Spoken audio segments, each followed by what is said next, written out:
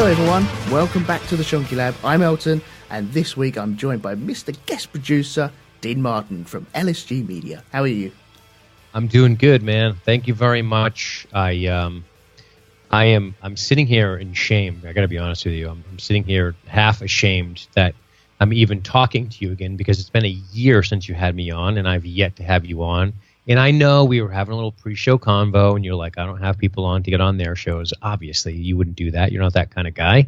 But I feel like a schmuck for not having you on. So we need to rectify that post-haste. So we'll have to figure something out, a movie you like, and I want you to join us if we can get you not at 3:30 a.m. your time. Yeah, crazy. If possible, right? Yeah. Just let everyone know what sort of time we're recording at. Because people like to know what how things are working around here. All right. It's, 10:30 over your way? It is. I like that. I like 10:30. Can I use that from now on? That's very classy. Yeah, 10:30. That's my royal way of speaking. Yeah, the kings, as they say. Yeah.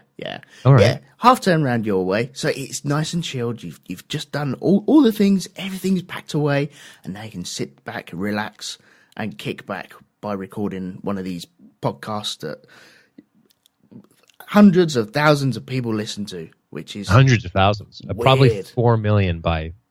Yeah, I mean, your feed may end up crashing with all of this. So, yeah, it's possible. It's possible. But man, I got to tell you, when you brought this up again, this topic, I was very excited about this. I'm looking forward to this one, man. Yeah, we need to hit some movies anyway. So I'd like to just find out what's going on and what other people's thoughts are of the films up and coming for this year anyway. So. Sure. Yeah, so that's our subject for today, really. We're going to be talking about movies of 2017 coming out. We did it last year for 2016. We hit some. We forgot some as well. But it doesn't matter. That's for sure. That's for sure. We don't have to hit them all. We don't. And I want to say there's a couple that I think we should just briefly go over from the ones we talked about last year because I'm really curious as to what you thought about them. Oh, yeah. Okay. Yeah, go for it. There was a couple. I recall when we were talking last time, I know that obviously Star Wars was a big one, right? I also know Rogue One is one. I want to find out how you felt about it. And then Boy, right? Boy with what the hell's her name? Maggie from Walking Dead. Yeah. Saw that one. And then there was the other one we were talking about. Oh, of course, Suicide Squad. Oh, yes. So you obviously don't want to rehash all that stuff, I'm assuming. You don't want to get too crazy. Although it doesn't sound like you have many rules here, which is my style. No, there's no rules at all. No. All right. If you want to go over them three, yeah, let's quickly. I'm really curious. Yeah, I mean, we covered Rogue One, ad nauseum. So. Well, I'm still listening to it now. I'm like 4 months into it, and it's still going. It's a good thing they save your space with those fancy podcasting apps. I don't even know if I'm halfway through it yet or not. It's one of these things that just never ends. I was thinking about that. I think back in the cassette tapes because, I'm old. And I was thinking, how many cassette tapes would it take to listen to the Rogue One podcast by LSG Media? And it would probably take 5, right? I mean, they're 40 minutes aside or something. Yeah. And around 4 at least, right? So that's a lot. And 4. And that's silly. It's got to be 4. There'll be like C90s or the bigger versions as well. They're like 120 minutes. In 4 CDs, right? If you had to buy the thing, it'd be one of those rectangular CD boxes, a picture of my face on it, making a like stupid smirk. Yeah, and then 2 big thumbs up. Yeah, like have fun listening to this for 3 months. Do you know, that'd be the one. I have thought about ripping some episodes onto CD and then dropping them on buses and just leaving them there. Like that's like old school punk rock shit. Yeah, I like it. Look, proper underground stuff. Yes, right on. We've just listened to me written on it. Very Alice in Wonderland. I like it. I don't know if it's going to work, though. I'm going to be honest with you. I think the internet's going to be your friend there. But you might get like a weird... Well, imagine if somebody sees you drop it off, right? So take yourself through this scenario. You get on a bus. What do you guys call them over there? A bus. Fair enough. As if I'm talking to another fucking planet. Yeah. Would you like to speak to me slowly? Do you have 2 eyes? So you get on a bus, you drop a CD. Then you're like 2 weeks later, You get back on your bus to go do whatever you're doing, and then this guy says, "Hey, I picked up your CD, brother, and I just want to know, like, can I jack you off?" Fucking hell, run in the other direction, right, man. Now, but that's his bus. You're fucked. You can never use that bus again because he saw you drop it off, and now he wants to jack you off. So that's my fear of this is going to be happening. If somebody literally sees you drop that thing off and they fall in love with your beautiful King's English, they're going to, well, I guess it's not much of a novelty over there. But for sure, if you dropped on a bus over here, you'd be screwed. There'd be people chasing you around, want to talk to you, and it'd just be too weird. So you might stick with the internet unless you can surreptitiously place them in locations where somebody won't notice. Oh, don't worry. It'll be on a bus I never, ever intend to get back on. Throw it on through the window? Yeah, through the windows. Yeah. Lands in some weird person's lap and like, oh, I might actually listen to this. Nice. Yeah. If you found a CD and it said, play me on it, would you listen to it? 100%. Yeah, weird. Yeah, I could. I can't. I see. I suck because I would fall for that every time, right? I just can't. I'm too much of a voyeur. I would have to. It's really hard for me not to pause while walking by like my neighbor's doors, like in old places I would live, especially if I heard raised voices. Mm-hmm. Is that weird? I should have been like in the CIA or something. But to just stop and be like, oh, damn, sounds like Paula is mad as fuck. And I just listen just for a second, but not enough to be super creepy, just enough to sort of titillate myself and then go home and imagine how the rest of the night played out for Paula. Right? That was me. So you're not that dude that would walk past slowly, hear a row going on, and, okay, I might just walk around this block again and try and find out what's going on next time round. I might, depending on how compelling the life sounded. If it was simply just, Martha, you burned the pasta. Like, I can't deal with that. I don't want to listen to that.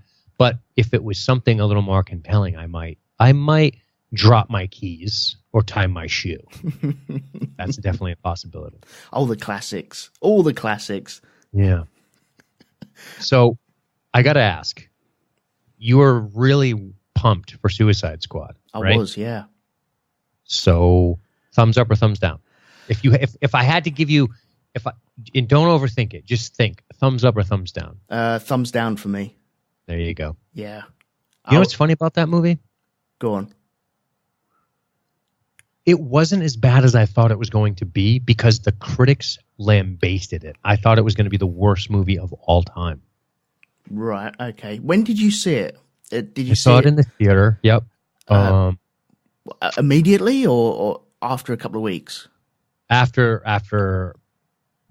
after 7 to 10 days. Mm-hmm. So there was already the critics' consensus, they're coming out early anyway.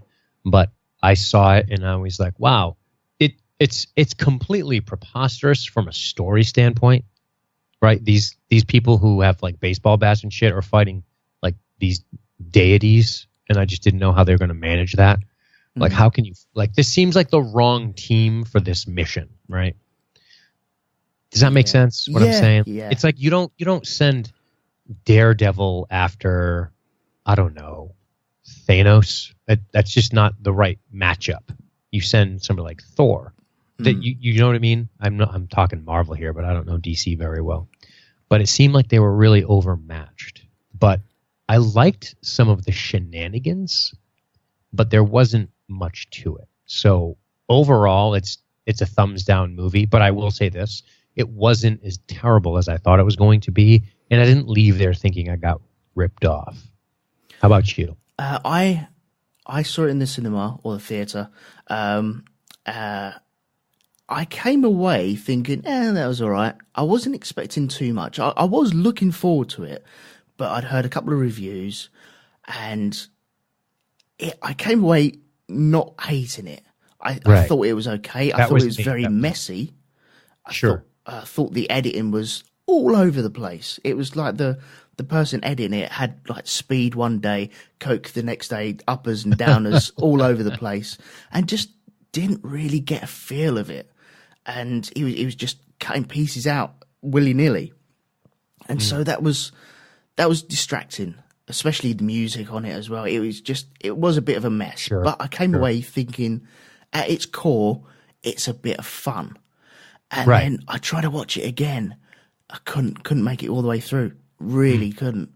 So yeah, I wasn't impressed with it at all.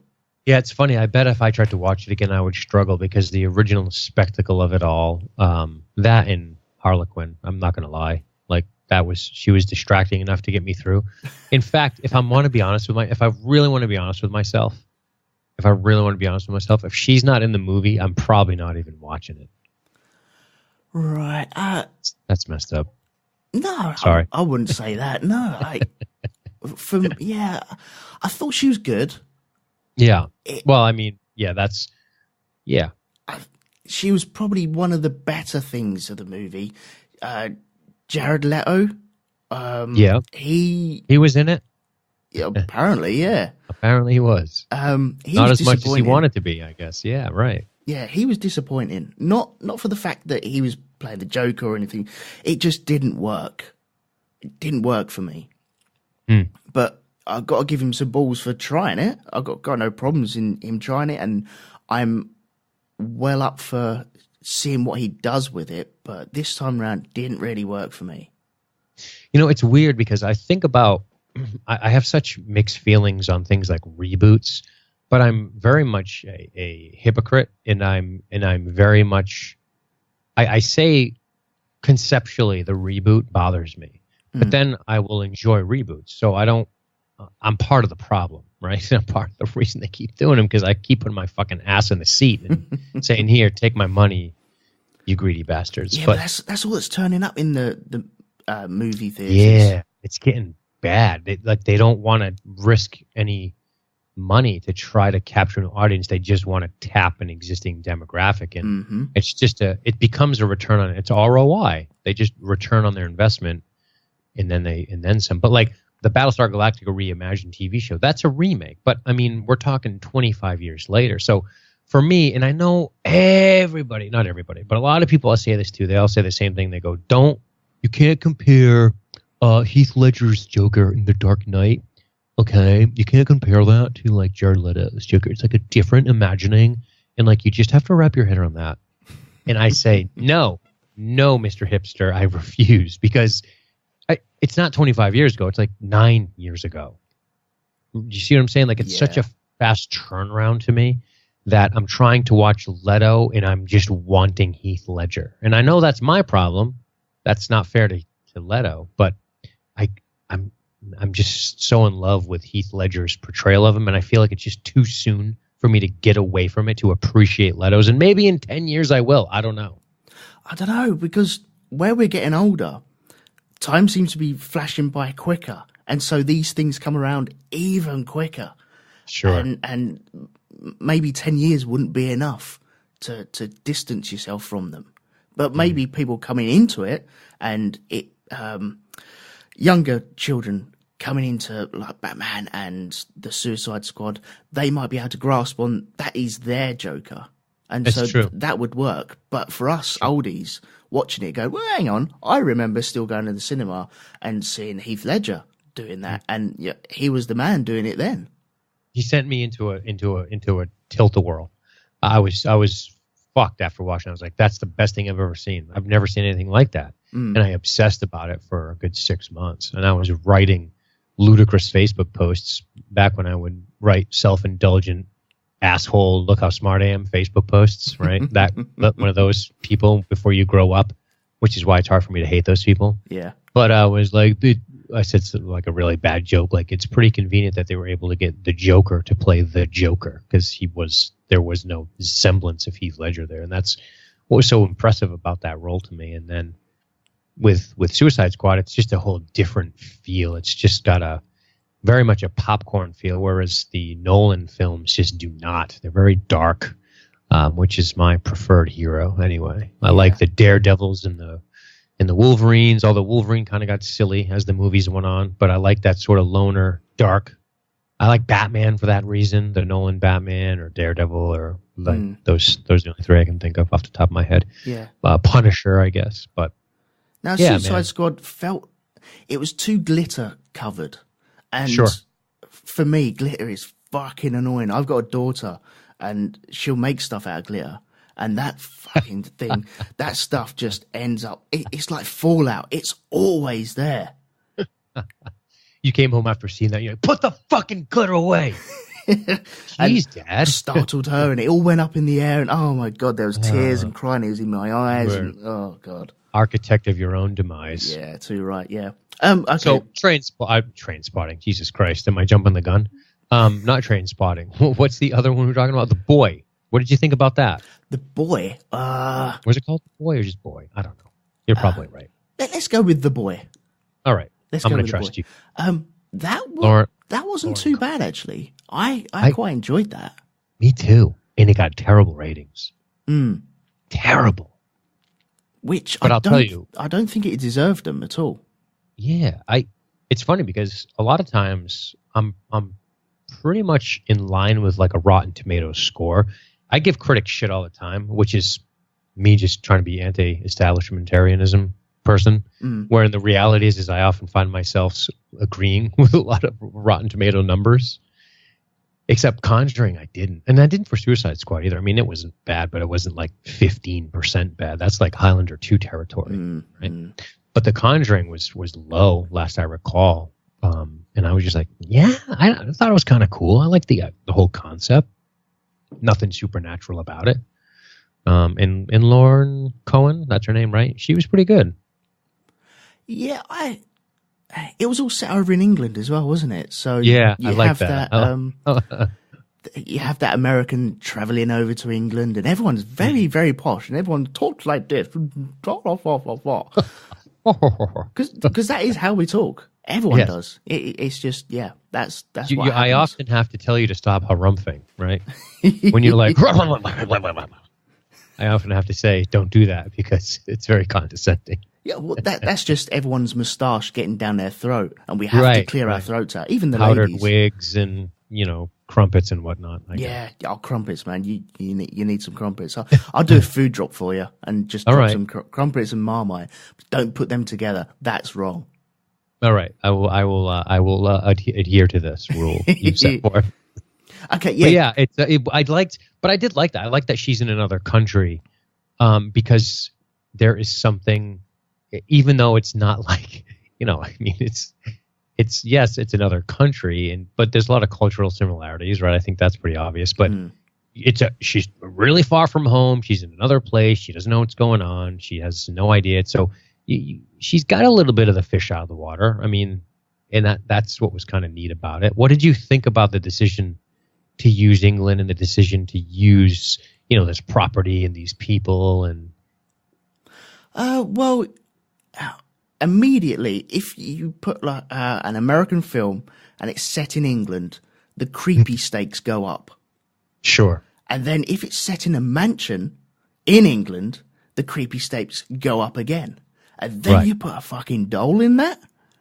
Right. You're asking for a creepy pasta territory.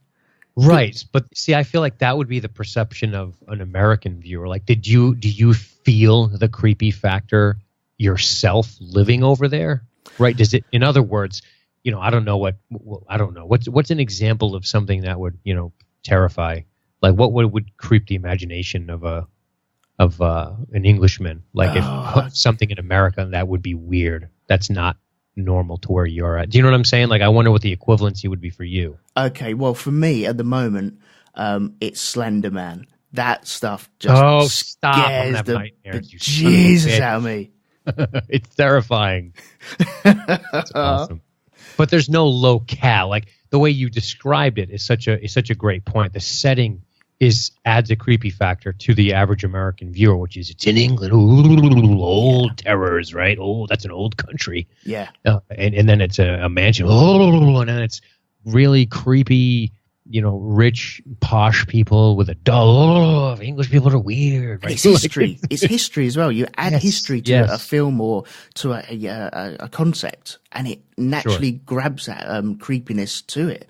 Anything from, I don't know, like a Bible chapter, or if you put that into a monologue of someone saying something on TV, it naturally adds weight to it for me. Sure. Gotcha. Any specific setting? Like a foreign setting to you? What's a foreign setting to you that is creepy? Not just like the character as in Slender Man, but is it like, I don't know, like a weird Baptist church in the South? Is it like Yeah, that'd be weird. Abandoned hospitals as well. Fuck that. Fuck that noise. That's good. Awesome.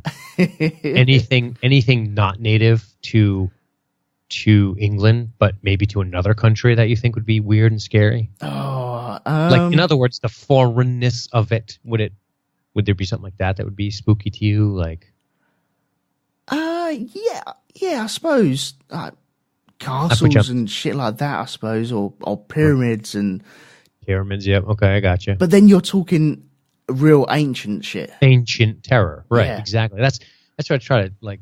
You have to remember that, like when you live in the U.S., it's like, wow, look at this thing. It's 175 years old. And then when you live in Egypt, you're like, that is 5,000 years. It's so foreign conceptually that you can't even wrap your head around how ancient that is. It's crazy. But yeah, ancient terrors. I like that. That's cool.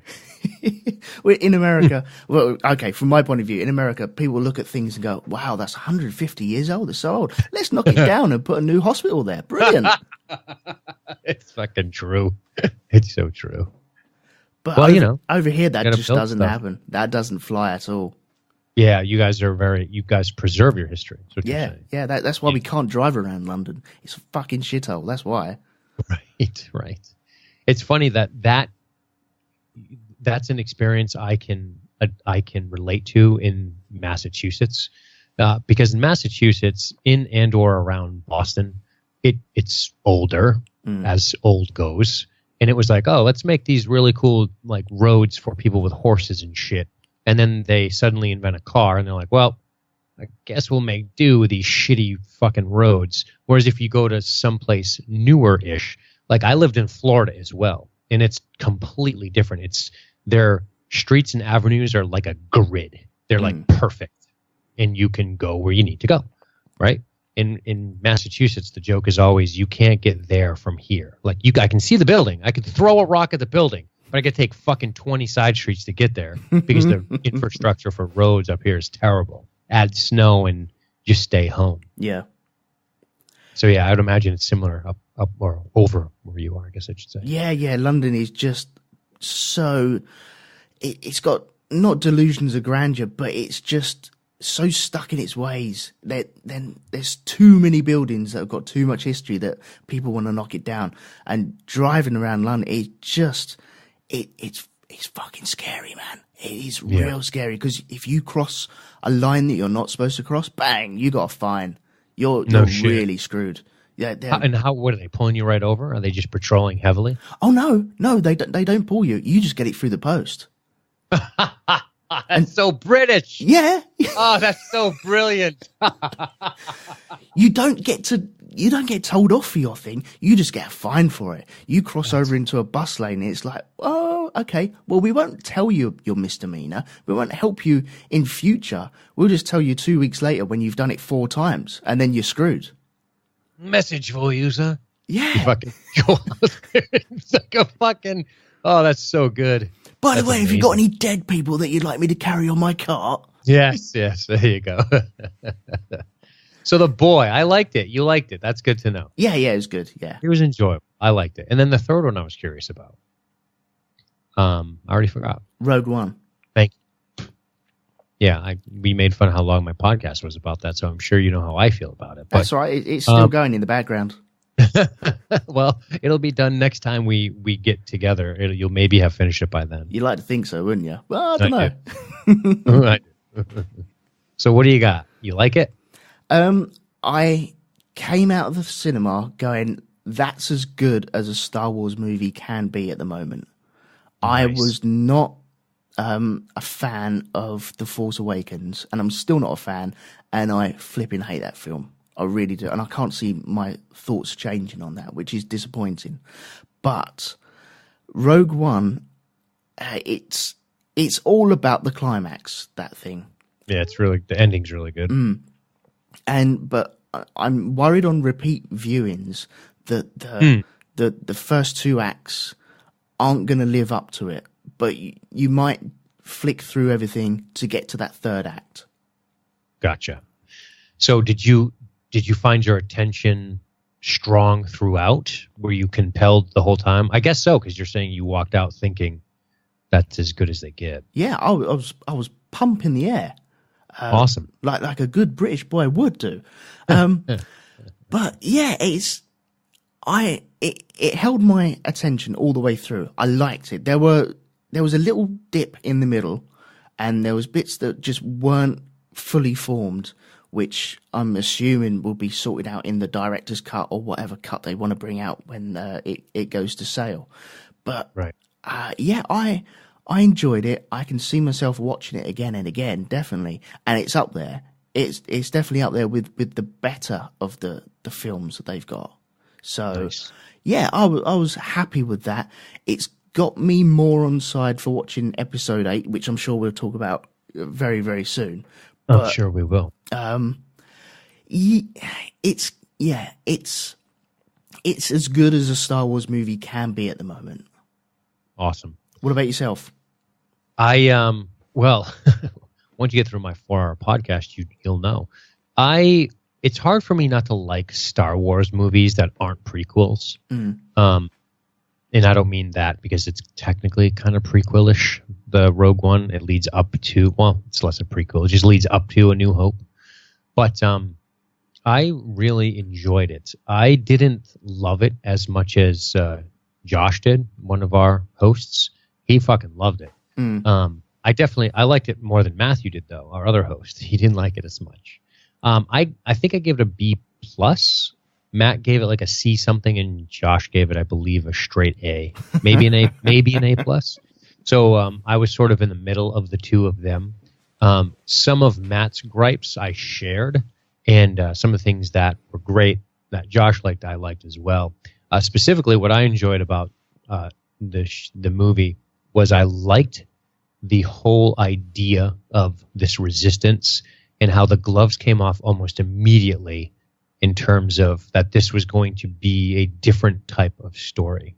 I personally was a little thrown off by the opening, and that was my own expectations to go in and watch the Star Wars. Star Wars has sort of become almost like this modern mythology. It's like Gilgamesh.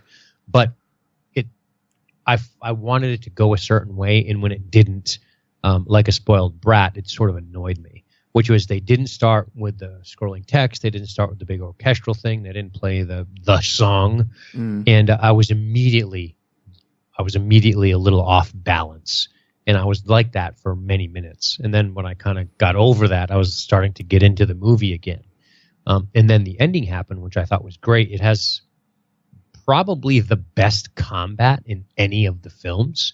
The idea to have a brightly lit tropical fighting theater as it is, a place to fight, was great.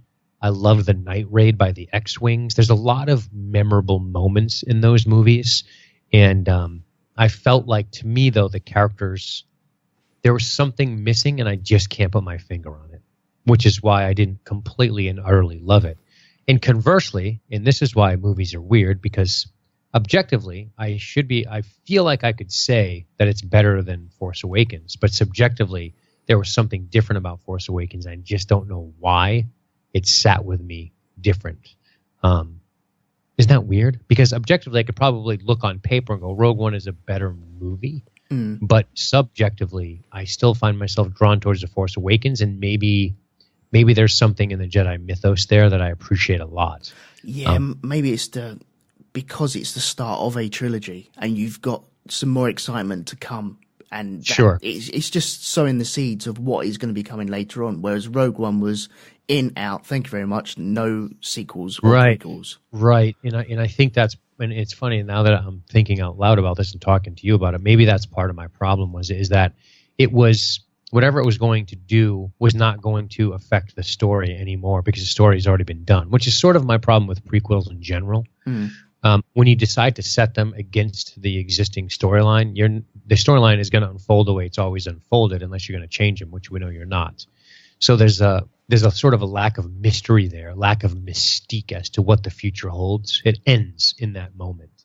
Whereas the newer films, they always leave you going, oh man, wow, what does this mean? How is this going to play out?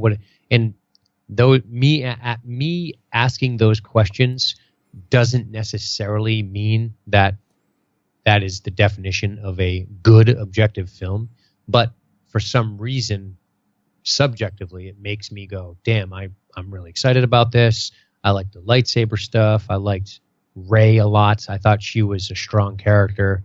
But it's hard. It's hard for me to say why. There's a lot leading up to going to watch The Force Awakens, which is going to be part of the problem which Star Wars might face, which is a little bit of what we're seeing in the superhero world, which could be there's a lot of content. Oh, I just saw a Star Wars movie last year. Cool, I'm going to go see another one, and then I'm going to see another one the following year. Yeah. Versus how long did you wait for Force Awakens? So, which conversely is why a lot of people were upset because they had such high expectations. Whereas I had lower expectations for Rogue One and higher expectations for The Force Awakens, and I thought The Force Awakens was good despite being derivative as fuck. Which is, just weird. Yeah, I know you hated it. I know we talked about that. Yeah, man, I don't want to tread over old ground again on The Force Awakens, so I won't. But one thing I felt that Rogue One did do, and I don't want to spoil it, but it's inevitable that people will know what happens anyway. But would it make sense if I turned around and said the order that they removed people was the correct order to do it in? Yes. I thought they got that right. Oh, we got to be careful with spoilers, you're saying. Yeah. Well, yeah. I think that's as deep as I can go without really spoiling it. But I feel... That was very surprising, and that was... I feel like that tone was set early, yet the way they decided to conclude the third act, or just run the entire third act, was at times literally jaw-dropping. My mouth opened. I said, wow, that was unexpected. And you don't get to say that all the time in Star Wars, especially as it relates to the gripes between Rogue One and Force Awakens, which is two very distinct camps. I find that people who liked Rogue One didn't like Force Awakens and vice versa. Well, I guess that's not necessarily true, but there is an element of unpredictability to Rogue One, which is very refreshing. Yeah. Well, why don't we drop into episode 8 Let's now then? Yeah, should we do that? Let's do it. Because we haven't got anything on it yet. And no. This is what intrigued me about The Force Awakens, that we didn't have anything on it for the longest time. We had some stills. We had some teaser trailers, which everyone just spaffed their load over, me included. And then we had some other trailers come out, and it was exciting. It looked great. It looked a modern Star Wars thing, but you had no seed of what the hell was going to go or happen. And that was the biggest downfall for me, where it was, oh, this is why you haven't told us what's going on, because we already know. Damn. Sure. And that ruined it for me. So, are you expecting the same sort of thing from episode 8? I'm expecting to know less about what's going to happen, but because we have an episode 7, we can sort of project an idea of the story through line. Yeah. If that makes sense. When 7 was coming out, there was no information other than it was set after, and that's all I knew. And they kept tight-lipped about it. But now that you've already established sort of the first third of your trilogy, we can now make some projections and speculations as to what might happen or what our expectations are. Now, sometimes I have to be careful with expectation, because a lot of times when you have expectations, when things don't happen, then you tend to get upset just on principle, which could be a hint of arrogance. When you go to watch a movie, you expect a certain thing, it goes a different way, and you don't like it, and that could be sometimes linked to the arrogance of saying, oh, they should have went this way. I'm not saying that's always the case, but I feel like with The Last Jedi, you're going to get some more information. I think you're going to unravel the scrolls a little bit of the origins of some of these things. Of course, the heritage of Rey. More, of course, about what's his name there? Good God, Kylo Ren. Yep. I think you're going to get more about Luke Skywalker and what he did. Although I don't think they're going to make it about him. I think they're being very clever to not do this, to not make it about these old characters. Although Han Solo had kind of a huge role in the last movie. Yeah, he did, yeah. So I have some ideas as to what might happen, but I am anticipating it. And since that's sort of what we're talking about here tonight, I'm looking forward to episode 8. I still am. I'm not jaded yet to Star Wars movies coming out every year. I'm sure in 3 or 4 years I might be like, here we fucking go again. Right? Which is unfortunate, but I guess I'll just ride the rails until that time. Yeah, yeah. What about the tone of the movie? What are you expecting from that? Is it going to be lighter? Is it going to be darker? I suspect. I think I know what you're going to say on this. I think it's going to, if the original trilogy is any indication as to what they're going to do with this trilogy, which may sound like a bit of a risky statement, but based on how derivative The Force Awakens was, I'm guessing that The Last Jedi, you can't have a title called The Last Jedi and it's going to be this uplifting, hurrah, hooray, we've started a new temple, right? We got the younglings back. Nobody's going to chop their heads off. It's going to be fun. I have a feeling The Last Jedi, and I know there's a lot of semantic arguments going around online. Things like The Last Jedi, that could be plural, Dean. Jedi is plural. It could just mean, but I have a feeling they're going to bump off my man, Luke Skywalker, which is unfortunate. I have a feeling he's going to die. The Last Jedi is going to be Rey. And then maybe they'll kill Chewbacca on the third one. I don't fucking know. I feel like they're definitely passing the torch, both metaphorically and sort of literally, not really, because there's no torch, but you know what I'm saying. They're sort of murdering these old characters to get these new characters to start this new generation of Star Wars, because you can't just keep watching the old one over and over again. Even a curmudgeon like myself understands why, if you want to keep the franchise alive. Yeah, you need to reboot it every now and again, don't you? Or just bring fresh blood into it, so sure. I'm guessing darker. Take over. That was my long-winded answer. Sorry. Yeah, I think I'm with you. It is going to be darker because people like myself were a bit disappointed. There needs to be a tonal shift in it, just to make it interesting. But here's another reason I think that Rian Johnson, right? Yeah, Rian Johnson is directing it, and I think he did the story treatment as well, but. Or did he write the screenplay? He did something like that. And he, of course, directed some Breaking Bad episodes. He directed Looper, which, of course, we covered. And he directed Brick, which is a movie I really like. Looper and Brick, he's a big Joseph Gordon-Levitt fan, by the way, I guess. Yeah. Both Looper and Brick have some dark tone to them, for sure. And I'm wondering if Rian Johnson's eye is going to... And of course, Breaking Bad goes without saying. It's a very dark show. I'm assuming his eye is going to lend itself to this second installment of this new group of stories. And to give it, first of all, to make the letters red. And I know we're reading into it, but we're Star Wars fans. That's what we do. But to make the letters red means something, right? There's an implicit darkness in the title. Yeah, and there's an implicit darkness in making red typeface when you make this movie, and then you bring this guy on who's renowned for doing dark, and I think you're going to get dark.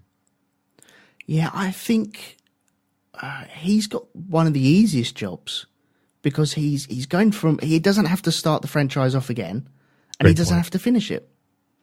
Yeah, great point. He just babysits it in the middle, makes it dark. he could really go quite bad and have a massive cull. And sit there and go, well, do you know what? I don't have to wrap it up. Let someone else do that. But as long as everyone enjoyed it and thinks mine's the best, brilliant. Right. That's funny. Yeah, because Colin Trevorrow is doing the third one. Right. Mr. Jurassic World. Oof. I Oof. That works in my house, that film now. Because we've seen it a couple of times, the kids like it. So I get it. I get that. yeah, it is a family-friendly movie. We can all sit down and just enjoy. So Yeah, Jurassic Park's always been that way. yeah. But he is doing, he being Ryan Johnson, is doing the story treatment, though, for episode 9. So he's part of it. He's part of it. He's not writing the screenplay. But interesting, right? Yeah, but isn't that like, when you was a kid and you had a folded piece of paper and your friend would draw the head of the monster, but then fold it over so you couldn't see it. And then someone would draw the body, and then you just leave these 2 little tails so you can draw the feet later on. That's all he's done. He's drawing the body. It could be an absolute mess, but he's drawing the little tails so you can finish on the feet. What's the Kevin Smith film where he's like, you don't draw, you trace. You're a tracer. You don't actually draw anything. You trace. You're an inker or something like that. That's what it reminds me of. I just saw a potential spoiler by looking at the credits for episode 9. So I probably shouldn't have done that. Yeah. It's a rumored credit. So if you want to spoil it, go to Star Wars Episode 9 and look at the credits. I'm not going to do that to your listeners, though, because they might not want that spoiler. No. Stay well clear of that. Unless you want the heat brought down on you. I don't want the heat. No. I don't want that heat. Okay. So in wrap-up of Episode 8, are you looking forward to it? I am. Yeah. I'm a sucker. What can I tell you? Yeah. I'm a sucker. Will you be going opening night, though? I haven't gone to an opening night movie in many, many years. I usually go within a few days. I don't know if I'm going to. We'll see how well the hype machine over here gets me fired up and if it's going to inspire me to go late like that. If it does, it would definitely have to be on a day where I'm not working the next day because I need my baby sleep. I'm a big puss if I don't get my proper sleep. So as I talk to a man who's now up at 4 a.m. his time. Yeah, man. So, yeah, well, you're made of harder stuff, I'm afraid. So I don't know. I might. I'm not. I couldn't tell you. Yeah, I'm not. How about yourself? No. I did that with The Force Awakens. And I'm glad I did it with The Force Awakens just to avoid the spoilers because there's always that dick that walks straight out and straight onto his Instagram or onto his Facebook and just drops it for everyone. And I'm glad I missed that. So that was good. But I didn't go opening night for Rogue One and I sat there for maybe a week or so and just let it tick over in my brain. Shall I go? Shall I not go? And I went and I enjoyed it. So I think this time round, I'm just going to jump off the internet and just go at my leisure whenever I want. Maybe a week or so down the line, get a couple of reviews, get a feel for it, find out how the anticipation has worked on this film, and then I might go and see it. I like it. I like your style. So is Star Wars in trouble with you? Have they misbehaved? Are they currently in timeout, or what's the British equivalent of timeout over there? I think it is timeout. Yeah, naughty step maybe. Ooh, I like that. It's better. Say that again. The naughty step. Nice. I shall sit you on the naughty step, and you will not come off there until you've learnt your lesson. Perfect. Yeah. They have to go some to really impress me now. Really have to in this story. So I'm not holding my breath. I'm going in there ready for a generic Star Wars movie. I'm going to see certain things as you expect to see in Star Wars movies. I will see spaceships. I will see explosions, and I will see lightsabers. And I might see the makings of a love story at some point. I do not know, but I already know what I'm going to get. It just depends on the skin that they put on that. So I will go to it, just not opening night. Gotcha. Fair enough. I probably won't go opening night either unless I decide to surprise myself and go opening night. So I mean, I guess I would call Star Wars Episode 8 is something I'm probably more excited about than you are, So why don't you pick your next one that you want to get to? Something you're really looking forward to seeing this year. Oh, really looking forward to. Oh, bloody hell. Am I putting pressure on you? No, then you can no. go in whatever order you'd like, sir. No, okay. We've only got 12 minutes until we drop off, so I'll tell you what. I'm going to go with Kong Skull Island. It's not one that I'm not nice. I'm not really desperate to see it, but it's got twinges for me. It's starting to build up for me now on this. All right. The problem I have is Samuel Jackson turns up again, and he's probably going to be playing Samuel Jackson again. But John Goodman in there, yeah, man, I'm well up for that. 10 Cloverfield Lane was fucking good, man. I love that. He's awesome in that. And so I'm Kong Island. Yeah, Kong Skull Island. Skull Island. Yeah, it's the build up to. Well, they're going to be making a Godzilla movie after this, aren't they? Straight after. And that's why Kong is so fucking big. He's so huge. They made him big. Oh, see, because scale-wise, Japan's like, our guy's bigger, right? Wasn't Godzilla always massive compared to King Kong? Like, and then to get him to fight, they had to make them literally like the same size. Otherwise, it's just no contest because Godzilla just eats him in one bite. Yeah, right. I think so. And also the suits, they just come in one size. They get two guys jumping in them, and they just square fight with them around a city made out of cardboard. And if that doesn't happen, then I'm going to be very disappointed. But this, it could be good. I saw the last King Kong. That was not good. There was some good elements in it. Yeah. Was that? Yeah, it was not good. Yeah, there was some really good elements. Felt like it was a marathon to me. Yeah. So Kong Skull Island. Can I just say something? Yeah. Why would they not name a King Kong movie simply Kong, just like this movie has decided to do? Kong just sounds perfect to me. It just, I'll tell you, the film cover looks great. Him standing, the sun behind him. It's a really cool poster. Yeah, the big silhouette. Yeah. Yep. Why wouldn't they? I think because they've got an eye on the Godzilla movie. They got one eye on that already. Yeah, I like it. I'll tell you what. So let me ask you this: are you a monster movie guy? Yeah, I suppose I would be. Your youth, Mothra and Godzilla and all that stuff. Like, I enjoyed them when they were on TV. I never went to the cinema and saw that sort of stuff, but I feel there's an element of fun from my childhood that was there. And yeah, monsters always do it for me. I'm intrigued on people's eye on design on monsters, and from Alien down to The Thing, and that passes down. But then you get a different kind of monster that's set in the real world, like Kong. And there's okay, well, how the fuck didn't they see this thing years ago? Why didn't they see this waving at a satellite at some point? I just don't get that. But this has got me intrigued. Running through bones in some of the trailers that we have, and you just think, okay, there's some awesome.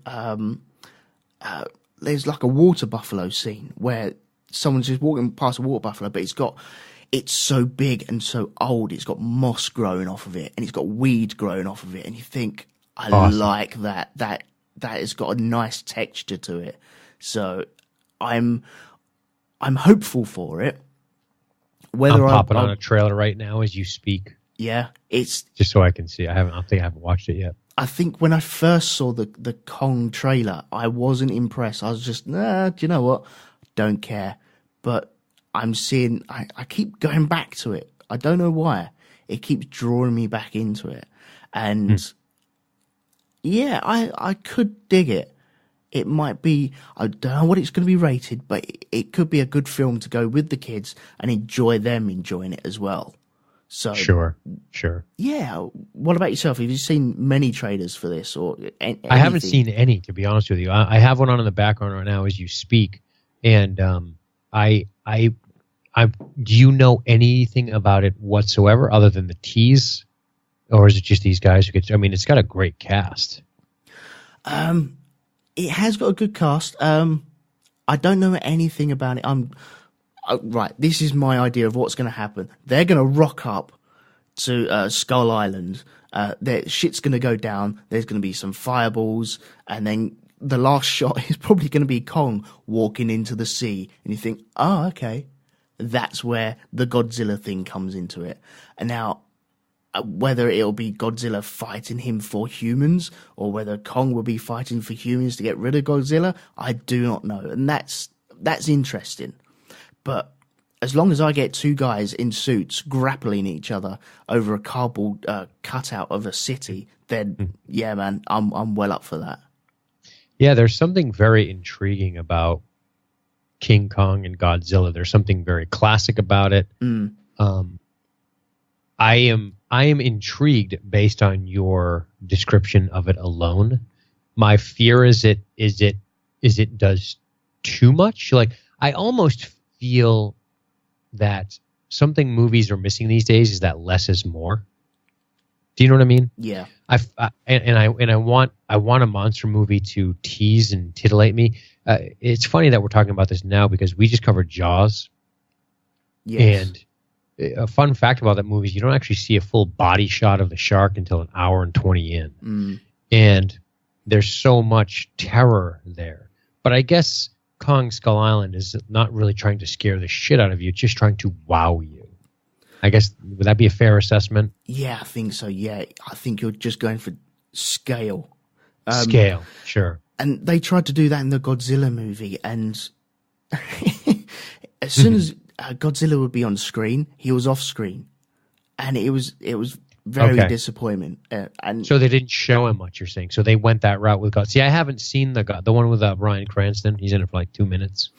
Yeah, it was a frustrating watch. Not that I want to just see the monster all the time, but there's teasing it and then not finishing you off. Like, where's the happy finish? Yeah, I got you. So in other words, you don't want blue balls when you go see a movie. Yeah, exactly. Yeah. Okay, fair enough. I can wrap my head around that. So, that's up there for you, huh? Yeah, all right, cool. I think so. I'm looking forward to the kids going around, turning around to me and going, "Dad, can we go watch that?" Well, yeah, okay, yeah, why not? Why not? Because there are certain films that I look forward to the kids asking me to go see, and there's also, oh, you want to go see that? Oh, I've got to take you to see that. Oh, okay, right. I'll take one for the team. Why not? And so let me ask you this. You must have a different appreciation for certain movies having children, right? Do you – it has to be – I know because there's this tradition where every Star Wars film that comes out, I take my nephew. And he's about 9, and it's a blast for me. And it makes me enjoy the movie more observing his reactions. So I can imagine as a parent that part of the fun when you go see a movie – you go see a movie like, let's just pretend Kong sucks. Yeah. Right? Let's just pretend it's terrible. So you go see Kong, it's terrible, but your kids love it. So thereby you sort of love it in the sense that you go, oh, this is a lot of fun. And then some dickhead like me is like, it was too long. They did this. They did that. I'm a fucking jerk off. I'm going to ruin it for you and your kids. Right? So it must change. It must change your perspective of movies when you go to see them with children, especially your own. Because it definitely does for me, and that's only a small sample of taking my nephew to the movies every once in a while, specifically to see Star Wars. Yeah, we've already spoken about my 2 examples of that. Sure. With The Force Awakens, I took my boy to it, and he came out really enjoying it. He had his little Star Wars moment, and that was brilliant. I walked out going, I don't like it, but if he's happy, then I'm happy. Right. And same with Jurassic World. I wasn't impressed with it first time round, but my daughter can't get enough of that film. It's, can we watch that again? Can we watch that again? And I'm okay, why not? That's awesome. And they're important, man. It's important to continue. If you want to keep the genre alive and you want to spark people's imaginations, it's good that these films come out. It's awesome, right? The kids... the reality is a lot of the stories we like are remakes from old black and whites, at least the story, right? Or they're reimagined in some level. And you know, it's our generation's movie, and it's important to have that to keep it going, I guess. Yeah, that's awesome. Definitely. Right, okay. We're on the last 2 minutes of what I have on the Mixler at the moment. Okay. Do you want to kill it and restart it? Yeah, well, I'm going to kill it. I'm going to grab a drink, and then we're going to come back in around about 5 minutes, if that's all right with you. Plenty of time. Okay, cool. Right, so people in the chat room, we are going to go for a break. We'll be about 5 minutes. We're going to have, you know, a little wee break, a little drink break. I'm going to look out the window and it's still going to be fucking dark. And, you know, just gather myself. Not snowing here anymore, by the way. That's good. Oh, good. Weather reports as well. Excellent. And so, yeah, you guys go grab a break. We'll be back in 5 minutes. People on the podcast and listening to this live, we're going to be back in around about 30 seconds, I suppose. Flip your cassettes over, start side B, and when the jingles start, then, you know, turn the page when you need to. So please join us very, very soon. And yeah, we'll carry on with our countdown of movies. Hopefully, I think we're going to cane a couple of these movies. Just really hit them hard. Why not? I'm into that. Okay, right. So we'll see you in about 5 minutes. Thanks for listening. Punishment.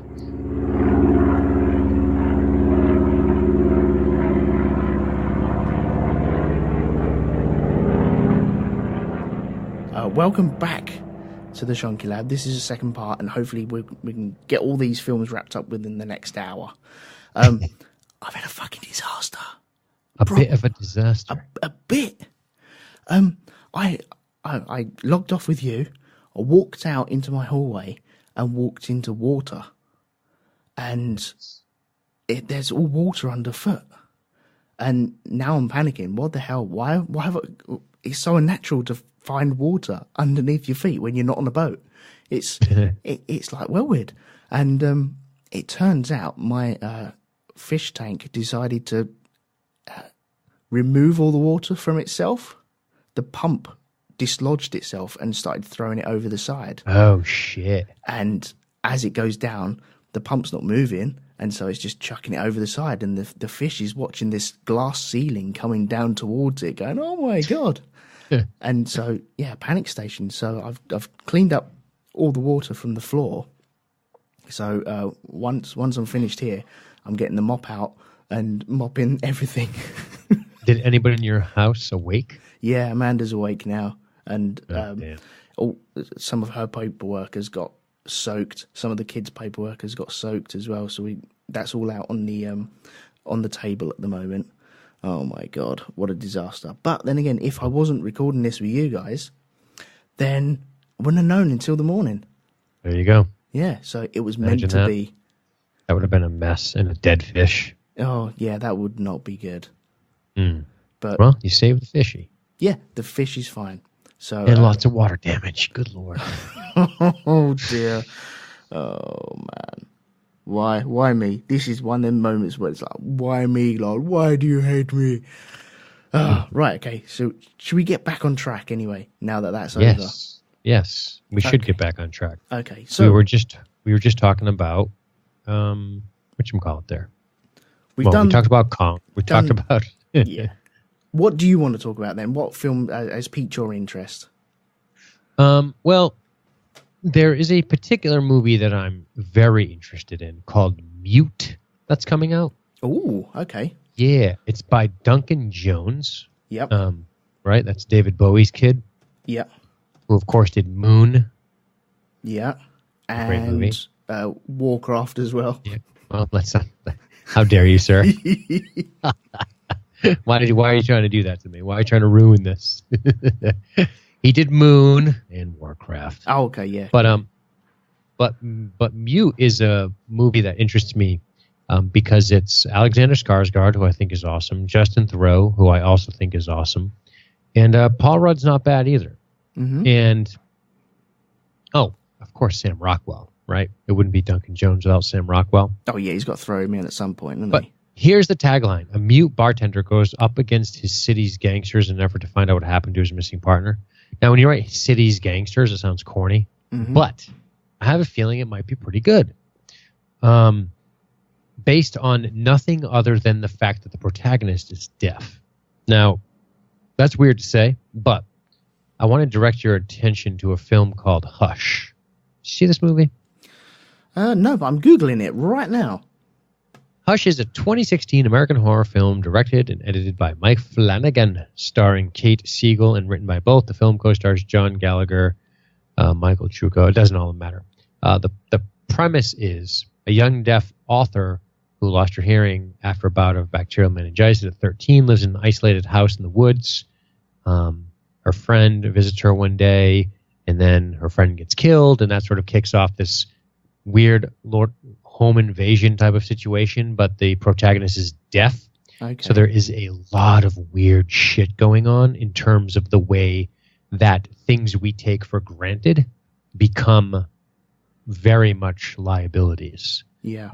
Of course, the inability to hear is huge, especially if you just take it from a straight-up predator-prey situation, which is what you have in that movie. And there's a moment where, in that film Hush, she's sitting there with her laptop, and the guy's at a door, and you can see the guy behind her because it's a glass door, and he starts banging on the door, and he realizes she can't hear. And you see him banging on it, coming to the realization, holy shit, she can't hear this. And it just sends shivers down your spine just thinking about it, because that's very terrifying. Now, it doesn't sound like Mute is a horror film, which is fine, but it sounds like it could be pretty interesting. And if it has a feeling like Moon, or maybe even Source Code, which I still haven't seen, which I know, I hear it's great, and I like Gyllenhaal. Gyllenhaal's in that, right? Yeah, that is, yeah. And if it's anything like that, it has me intrigued. I'm listing it for pure intrigue value alone. Okay, yeah, there's not a lot on IMDb at the moment. Not much for it. When's it due out? Just says 2017. December. Oh, December. Oh, okay. no. I'm wrong. That's when they last updated the info. Oh, I see, yeah. I'm not sure. But I want to see it. Oh, here we go. Storyline. Berlin. 40 years from today, a roiling city of immigrants where East crashes against West. Ooh. In a science fiction Casablanca? Am I looking? Oh, all right. Holy shit. Oh, okay, yeah. Leo, a mute bartender, has one reason only for living here, and she's disappointed. But when Leo's search takes him deeper into the city's underbelly, an odd pair of American surgeons seem to be the only recurring clue, and Leo can't tell if they can help or who we should fear most. Yeah, man, sounds kind of neat. Yeah, I UK do like... / Germany, it says. Just release date 2017. Yeah, I like Duncan Jones, and I like his vision on certain things. Moon, I thought it was all right. It wasn't, for me, it wasn't the greatest. I understood it, and it worked. I just wasn't captivated by it. But it had a look and a feel to it that was really, really sung to me. And sure. The same as Source Code, but I really like that story on that as well. And I got to see that. Yeah, you need to, man. It is really, really good. It had a feel to it as well. It looks really good. It looks intense as well. Warcraft, I think he was just a person to put on in the director's chair because maybe someone else wouldn't. I don't know. Maybe that was his payday. Yeah. He's just bought another conservatory with that, shall we say? But yeah, even just the little shots that we got of it on IMDb. There's a few, right? Yeah. It looks intriguing. So yeah, we'll see. Yeah, I'm down with that. It looks like a Blade Runner look to it as well. Right, that's what I was thinking. It's just lots of neon. As soon as you put neon in there, you think, oh, maybe Blade Runner. I don't know. It's funny because I just saw that Duncan Jones was making a film, and I had the synopsis, well, the teaser synopsis. I didn't even see any images of it until literally just now as we're talking about it. So kind of neat. Yeah. What did you think of Moon? I liked it a lot. Yeah. It worked for me. I liked the intimate tale. I liked that it was small scale. Yeah. I thought that it was a very heartbreaking story. There is and I think that their Interstellar really borrows from Moon, specifically when McConaughey's watching all the clips of his kids growing up before his eyes because of the time dilation. I felt that way in the I felt like that was sort of derivative from Moon when he's realizing that his clone has been communicating with his family all this time. Remember that? And then he sort of has this awakening. Mm-hmm. That part of it I really liked. I thought it was really creepy. I thought it got into some interesting philosophical questions about identity and in owning yourself, and what if there's another you? How does that work? And they've infiltrated your life. Is that amoral? Is it immoral? Is it perfectly fine because they are in fact a copy of you? So I thought it was very thought provoking. That's why I liked Moon a lot. Yeah, and it's kind of a tough watch if you're feeling down at all. I mean, there are literal moments where it was heartbreaking to me. Like I was sobbing like a child, specifically on some of that stuff where he realizes what's going on, in that his family and everything he's ever known has essentially been ripped away from him, mm-hmm. right? Which is just brutal. Yeah, it's not one that I would put on myself. If I was flicking through the channels and it happened to be on there and I was in the mood, yeah, maybe I'd watch it. But sure, I don't know. I don't think I'd find myself sticking it on again. There you go. Yeah. How about yourself? What's shooting up here in the next few months that you're interested in? Okay, I have a couple of guesses, but I think I know what your number one is going to be. Oh, really? Oh, that's interesting. I do. Yeah, and we didn't even mention that like we did last time. We sort of saved our big ones for last. Oh, okay. All right then. Well, I will save a biggie for last then, or around that sort of time anyway. Yeah, we can sort of anticipate it based on how much time we have here, but. Yeah, I think I know what yours is going to be. Oh, okay. Oh, that's very interesting. Because I've got a number. I've got a couple here. I wonder what your favorite's going to be. Now, there's no way for me. Unfortunately, there's no way for me to send you my guess without tipping you off, right? Yeah, we can't put it in an envelope. But I can email you. Oh, okay. I'm going to email you right now, so don't open it. No, I won't. No. That way, I don't influence your decision either way. Yeah. All right, typing it up. I haven't even got my emails open, so all right, perfect. Don't worry about that. I hope I'm right. Well, while you're doing that, I will introduce everyone to Power Rangers. Oh, no. Now, it's not one I'm looking forward to, but right? There's a weird nostalgia here. I wasn't into the Power Rangers when I was younger. That's the thing. It just intrigued me by the look of it. It looks real gritty, proper gritty. Right. As if it's like Power Rangers After Dark. Right. They're going to get sexy. The Pink Ranger fucks the Blue Ranger next week. Yes. That's what I'm waiting for. Power Ranger Jerk Circle. That's how they summon someone, isn't it? I'm sure it is, yeah. I think you're right. But there's something intriguing about this because it has been a while, right? I mean, we're talking 20 years now. That's safe to say, right? Oh yeah, easily, yeah, easily, like 90s, wasn't it? Actually, yeah, you're right. It's more than 20 years at this point. But it's been when it was at its height, anyway, definitely. But yeah, this has got a look to it. I know everything nowadays has to be a bit grittier, but it's got that. I don't know. It's got that. What was that cartoon? The G-Man cartoon. Was it G-Man cartoon? Battle of the Planets. It's got that sort of feel to it. I don't know Battle of the Planets. I'll have to look it up. Oh man, yeah. I think you'll recognise it. You'll definitely recognise it. Yeah. But yeah, this has got. When's this due out? This is due out in March. Now, wow. I'm not expecting to go. It's got fucking Bryan Cranston in it as well. I know. Jeez. Okay, I know Battle of the Planets. I'm looking at images of it now. Yeah. Of course, I remember this. Yeah. Wow. It's just opened a floodgate of memories for me. I'm guessing you weren't into them. No, I kind of was actually. Oh, really? Okay. Yeah, in a passing way. There's a lot of this stuff that I was into. This screams of like Voltron and Tranzor Z and. Oh wait, are you talking Battle of the Planets or Power Rangers? Power Rangers. No, I was too old. Okay. It came a little too. I was intrigued by the stunt people because I know they appeared in things like Ninja Turtles, and then they were in like martial arts magazines and stuff. That I knew that there were some legitimate martial artists in those suits, and that intrigued me. But Power Rangers came a little too late for me to appreciate. So yeah, I definitely missed it. I was more G.I. Joe, Transformers.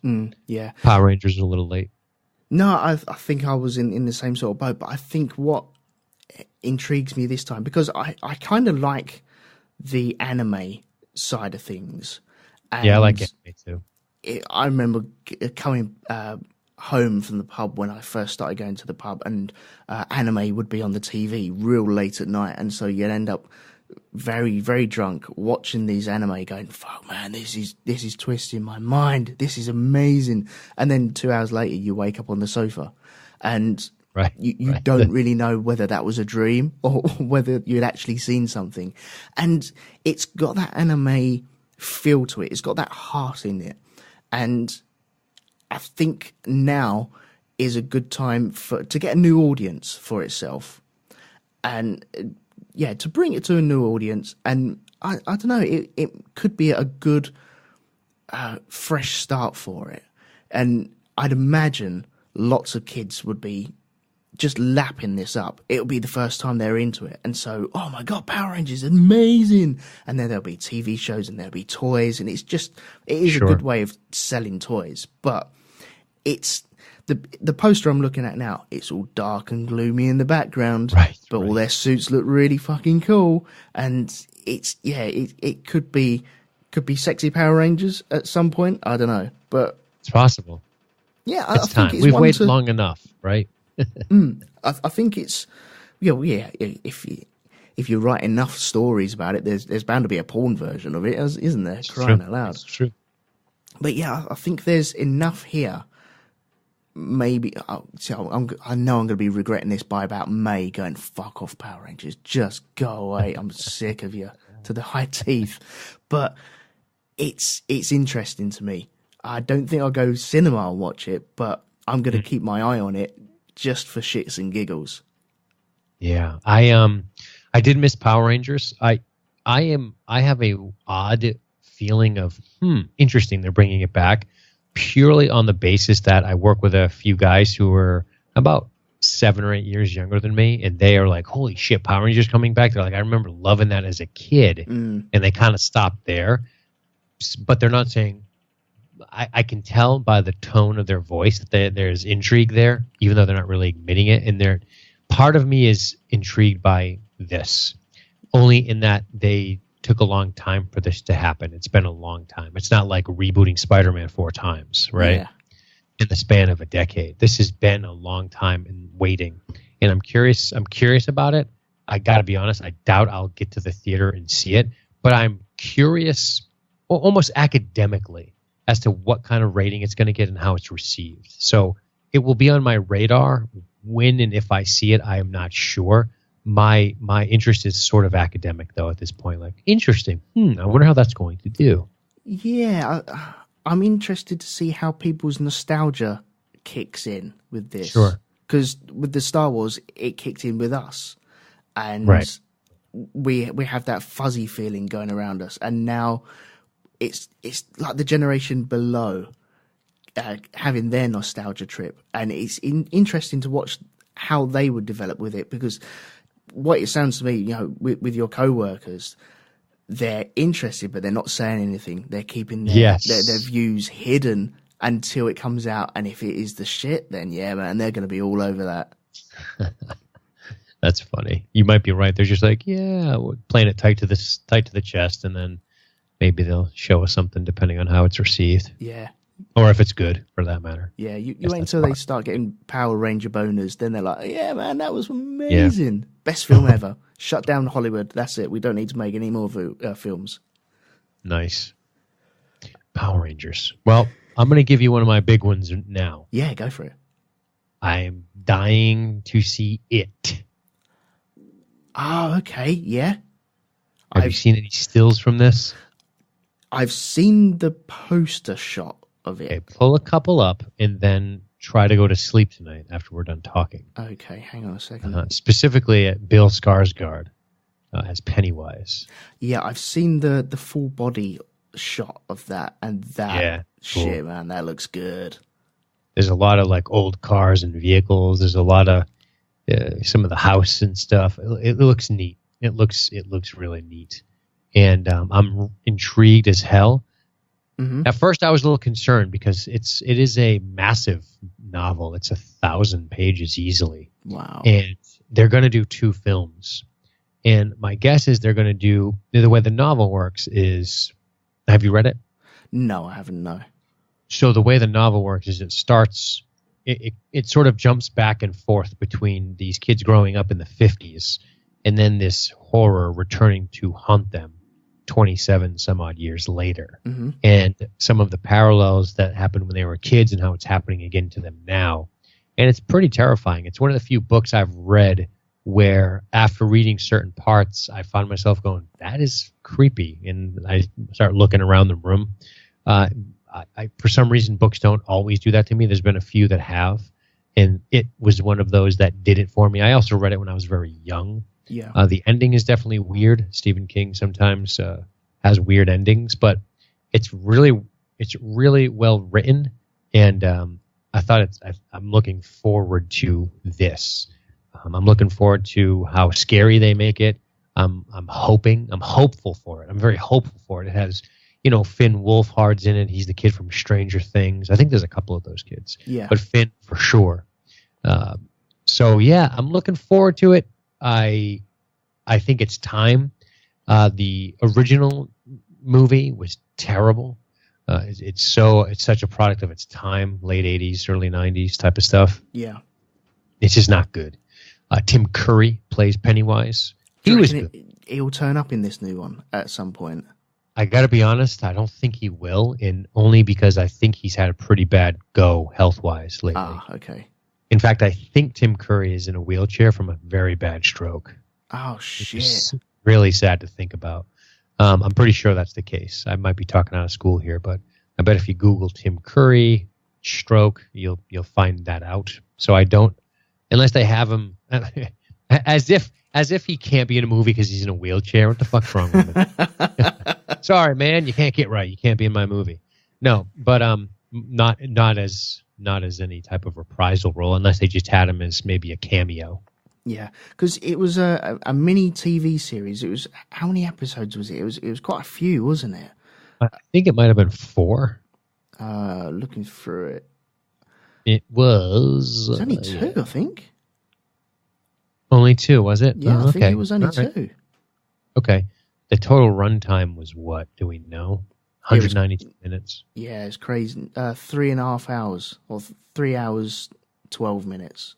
So this will probably be over 2 hours each. Mm-hmm. So hopefully they get more. I mean, there's so much content. That's part of the problem with this. I feel like it could be a miniseries, like a limited miniseries on Showtime or HBO or something like that. Yeah.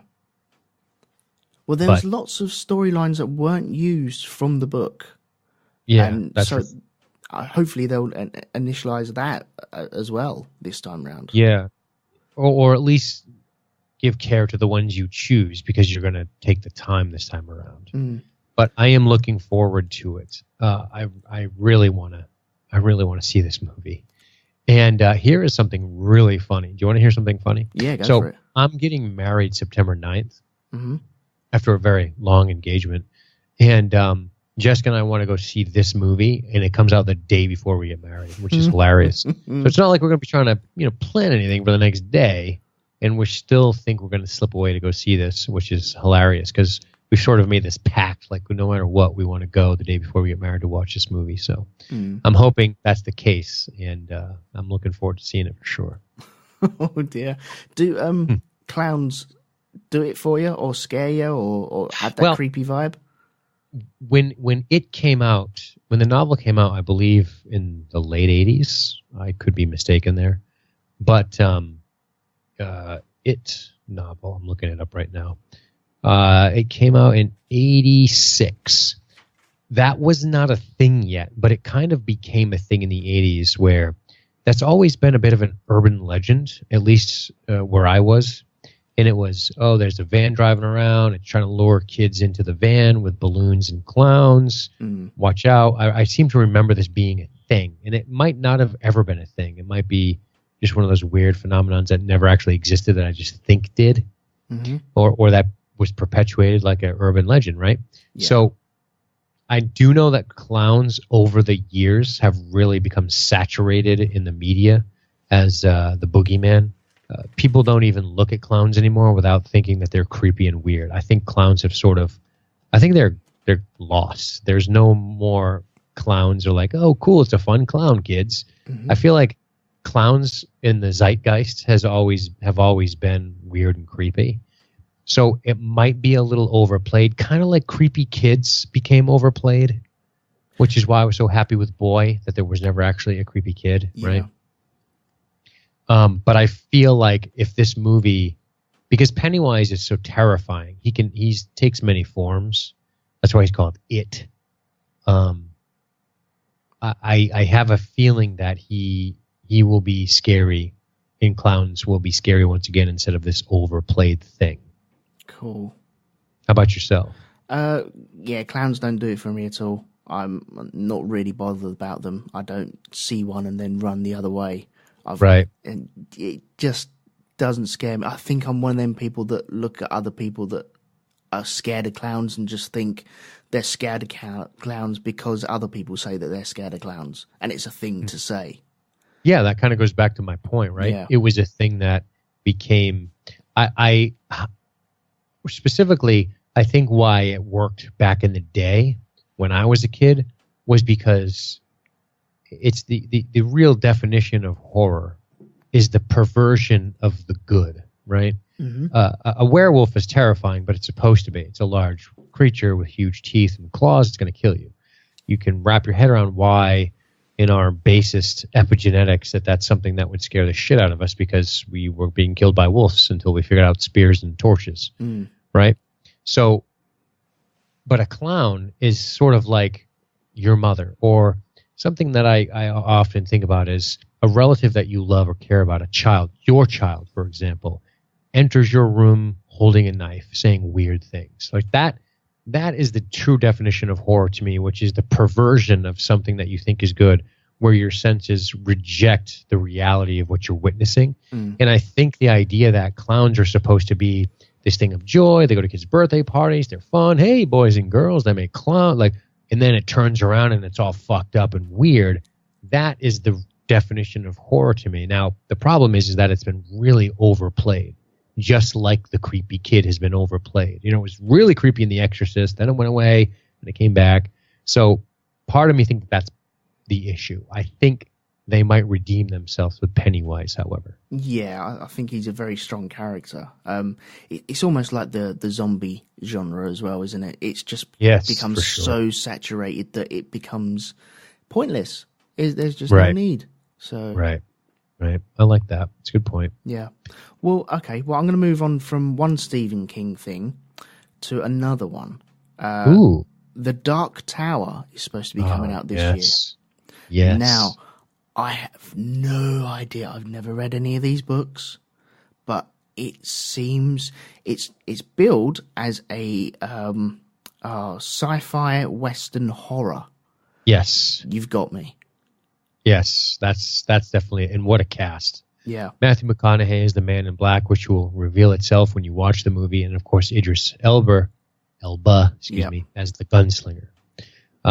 You have me right there. That's some good casting, I think, for this story, and I think The Dark Tower is a long time coming. Now, there are many, many books for Dark Tower. They were, I don't even know how many there are. There are a lot, though. It's like Dune, isn't it? It is. Yeah, it is. And in fact, there's more than there are in Dune. Really? I think there's, okay, let's see. There's 1, 2, 3, 4, 5, 6, 7, 8, 9 Dark Tower books. Oh, dear. 9. Don't put Peter Jackson on that, because there'll be like films coming out of his ear holes for that. I think I'm way off on this whole Dune thing. There's way more Dune books. I don't know what I was thinking. Now, how many of those are actually penned by Frank Herbert is the question. I think he probably did 6 of them. Didn't his son do a couple? His son did quite a few. In fact, when I used to work in a bookstore, and back in 2000, and he released House Atreides and House Harkonnen. In both of those books, I actually had, this is a really weird roundabout, both of those books I had on cassette tape because I got this great discount working. It was like 35% off. And guess who narrated them? Oh, we never clue. Right, you wouldn't have a clue, right? But Tim Curry, how about that? Oh, bloody hell. And they were amazing. And you can't get them anymore. In fact, if you buy House Atreides or House Harkonnen now, they're different narrators. But the Dune series has always been good. I don't want to go off on a tangent on that because I could talk to you for hours about it. But yeah. So yes, there are many more Dune novels. I definitely spoke out of school there, but I was accurate in that. I think Frank only maybe wrote 6 or so. Right. Okay. Whereas Stephen King wrote, I think, about 6 or 8. What did we say? 3, 4, 5, 6, 7, 8, 9 or so. 9, yeah, 9. Starting with the Little Sisters of Illyria to the Gunslinger, and then ending with the Dark Tower. So there you have it. Yeah, I think I'm looking for something new to get into, and awesome to read. Oh well, I'd like to say yes, but I'm not going to. I would love to read and read more, but it's just something that I don't really get around to. There's always something else to do apart from read. I know what you mean. And it's just too easy to watch a movie, isn't it? It's just way too easy. So am I going to read a book for 6 months or wait for a film to come out in 6 months? I'll probably just wait for the film to come out. Yeah, I'm a heathen. Oh, well, there we go. Right.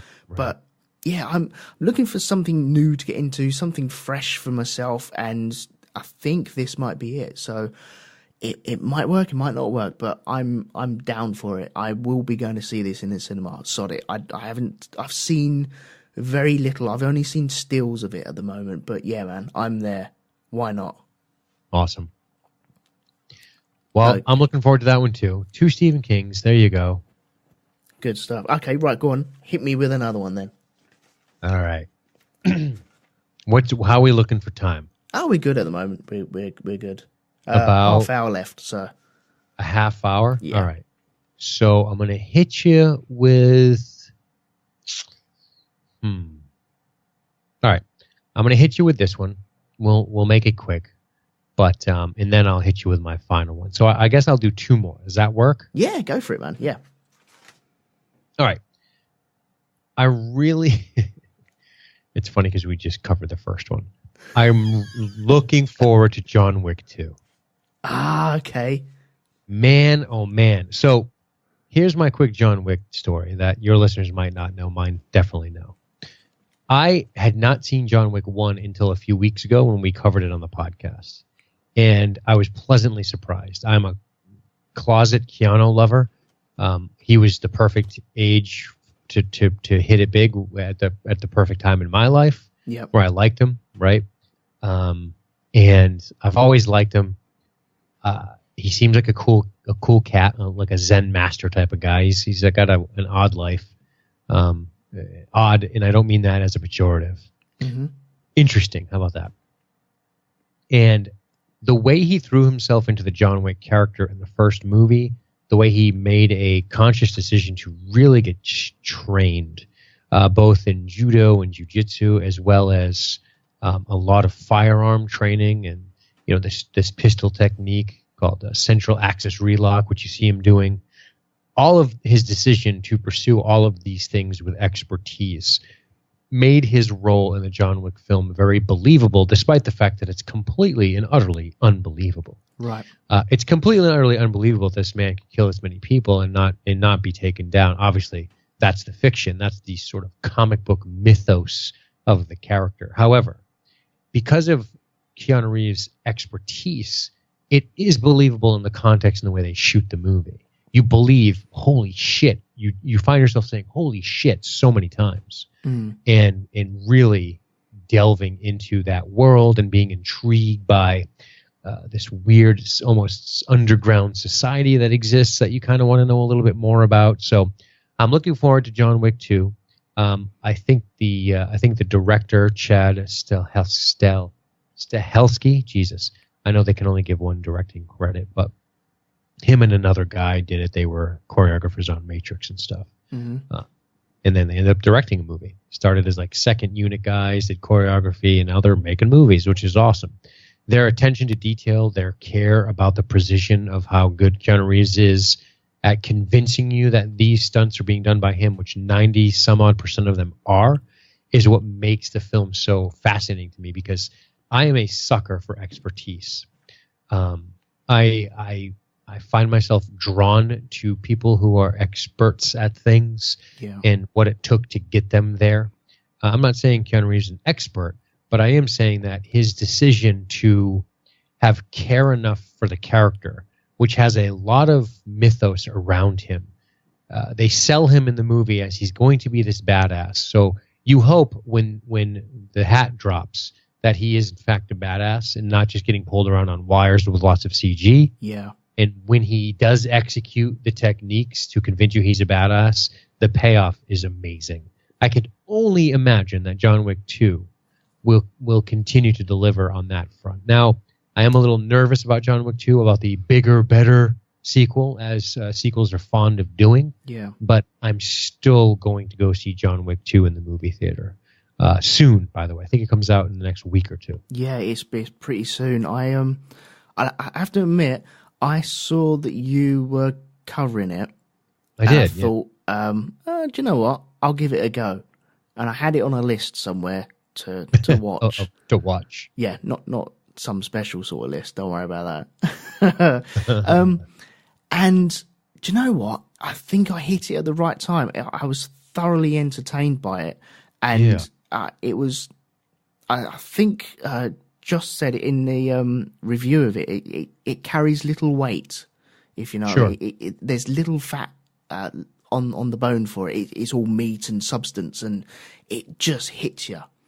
And I really, something you said about Keanu Reeves really diving into this role and working it. You can tell that he's worked at the close quarters combat. Sure. There's something to be said about that. That if you really immerse yourself in that, and not just for the role, but for a love of it as well. And right. I think that really shines through. I think that's what made the Bourne films so entertaining and so popular as well, because Matt Damon seemed to really get into it, and the close quarters stuff, it seemed really almost second nature. The first Bourne movie especially. Yeah. That moment where he's on the park bench in the first Bourne film, and then he just snaps into action. Yeah. You're like, oh, damn, what's going on with this guy? Which I thought was kind of neat. But yeah, with the John Wick, I love... You hit it at the right time. I'm glad you enjoyed it. Yeah, with John Wick, I think it had certain moves. It just looked... It was fluid enough for me. He was taking guys down. He was putting one in their stomach and then taking them out in the head. And normally Tom Cruise would be just taking them out in the head and, oh, yes, fine. That's the Hollywood hero shot. But he was working at it. He was on a job, and it was hard work, but he was really working it. And it was fun as well. And awesome. So yeah, I probably will go to cinema to see this one. I'm surprised at it. It's got a nice ring to it. It's got that. The trailers I've seen for this have got a real good humour to them as well, but not over the top that you think, oh, hang on, this is the sequel, so they have to be funnier, they have to be louder, bigger explosions. It hasn't got that feel to it. Yeah, I'm hoping that they don't succumb to the studio pressure to probably do all of those things. Yeah.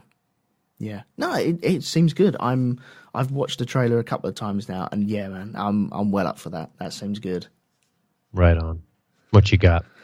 Okay, right. If we're running short time, I'm going to hit 3. Not for me. That's up to you. No, that's right. Right. Ghost in the Shell.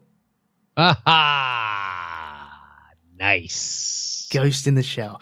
This Man, I am on a balance beam, and a strong argument for or against will push me off the balance beam, because I love the animated film. Mm-hmm. Love it. I think it's fucking brilliant. Standalone Complex is great. I even like. Was the sequel decent too? I don't remember. But so this is the second sort of animation. I know Power Rangers wasn't animated. But you know what I mean. That sort of Japanese style. Yeah. That you're on board with. So tell me about your reason for thinking this is going to do it for you. Okay. Well, I saw the animation maybe a year or two ago. Okay. Not because I heard of that they're making this. It was just something that intrigued me. I think the Black Dog were covering Akira, and I like the animation. I like anime, but didn't find that myself... was my next question. You like anime? Yeah, I do. Yeah, cool. Yeah. I got into Attack on Titan, as some people might know, and I fucking loved that. The film's terrible. Steer clear of them. But watch the anime. Brilliant. I love it. That's like Cowboy Bebop. Great. Yeah. Stay away from the movie. I mean, it's entertaining, but it's just, you're like, what is the story? Yeah. But this, it's in the trailer, you can see the animation in there. You can see there are certain bits shot for shot or their version of that shot. And I'm in. It looks beautiful. It does look so good. It's so crisp and clear, and just the balance of the colors that they're using in certain scenes, it just looks fantastic. Scarlett Johansson, yes, thank you very much. But I think it does look good. The characters look good as well, and there's a certain scene in there where a guy is showing all of his teeth and smiling and really looking crazy. I can't remember the character's name, but it just spoke to me, and I'm there, man. I'm first in line for this. I cannot wait to see this. Awesome. Yeah. I like it. With the animation, I think I wasn't impressed with the actual story itself, but I think that's because I need to watch it a couple of more times. But I think I'll save it for this film. There you go. Yeah, I'm really looking forward to this. I don't know whether they'll do sequels to this or what. I know there was a big hoo-ha about getting Johansson to do the character. Well, why can't you get a Japanese character? Yeah. That's fair play. That is a reasonable argument. I've got no problems with that. But the bottom line is they need to sell this to a wider audience. They need to sell this to America. They need to sell this to England. And if you put a Japanese nobody in there, or from our point of view, a nobody. Right, I know what you mean. Yeah, but someone who's not in our on our TVs all the time, then maybe it might not get picked up. It might work as well, because people like I don't know how to put it, but people like other films from that genre as well, and people like The Raid and other movies with people that we don't know in. But this has a gravitas that needs, or would seem to need, a box office return. So interesting. So throwing Johansson in there, I think I've got no problems in that. It's purely for marketing, I would imagine. Yeah. I don't think there's anything subversive going on to where they're trying to, destroy Asian culture. I think they're trying to make a shitload of money. I think at the end of the day, that's all it ever comes down to. Yeah, it is, yeah. It's making a shitload of money for them. I don't think they are taking any moral stances. I think maybe they lick their finger if the wind blows a certain way. Maybe they go that way. But at the end of the day, it's all about the dollar. Yeah, it's that name on that poster, isn't it? It draws people in. And she's huge right now. I mean, she's really been crushing it for the last, maybe 10 years. Maybe has it been that long since she's been crushing it? I think it might. God, yeah, easily. When was hang on, let me just look at her films. Oh bloody hell! I know she's been doing shit longer, but I'm just saying, I feel like It seems to me like she's getting a lot of attention. She was in Home Alone 3? Fucking hell. Lost in Translation, 2003. That's when it really kicked off, isn't it? Yeah, I guess you're right. Yeah, wow, Jesus. So yeah, I'm psyched for that. Hopefully you are as well, so that's good. I'm looking forward to it. I definitely want to see it. I will be honest with you, I'm a tiny bit skeptical. Mm-hmm. But we'll see. We'll see. Right, okay. What about yourself? What other ones have you got then? I've got a couple. I also want to ask you. I also want to do a silly game before we go. Which one of these you think will flop, and what one do you think will be like a rising success? Mm-hmm. On it? But I'm angry that I'm even going to say this, but I'm gonna say it. I'm really looking forward to, and my listeners are going to scream at me because I'm not going to say Logan. Because Logan wasn't really on my radar until recently. Mm-hmm. So it's not something I've been widely anticipating for a long time. I've only recently started to think about it because it's been sort of bountied and now we're going to cover it. And now I'm starting to get excited about it. So I don't want to be disingenuous and say I was excited for Logan the whole time because I wasn't. I feel like my man Wolverine has gone the way of a way I didn't want him to go, or at least the whole X-Men franchise and film is kind of meh, but I'm getting excited for Logan, but we're not going to talk about Logan. Mm.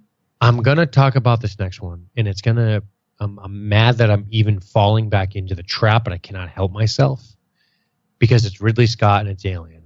Oh, okay. I love Ridley Scott. Okay. Love him. Love Michael Fassbender. Yep. And his giant German schnitzel. And I'm looking forward to this, man. You know how I feel about Prometheus, right? I didn't love Prometheus. I don't think many people did. I struggled with Prometheus a lot. So I'm hoping Alien Covenant can do something that the other movie failed to do. So I'm hopeful. Okay. And I'm looking forward to it. I want to see it. I want to get out there. I love Aliens. I love the franchise. I think the franchise should keep going. It might as well, like every other franchise, right? If you want to stay relevant, if you want your intellectual property to endure, you have to continue to make shit for it, mm-hmm. right? Or just, pull up your flag and go do a different thing and stop making alien movies. But my guess is if you're passionate about the product, which Ridley Scott clearly is, I'm sure he's also passionate about the payday, but I hope that his vision comes to fruition in a way that makes sense this time. Yeah. So I'm very hopeful. Oh, do you know what? I'm glad you chose this because this was one of my final two that I was going to be doing. That's good. Nice. One of my final two as well. Yeah. Okay. Alien Covenant. I'm looking forward to this. I'm getting more buzzed about this the more I see that trailer.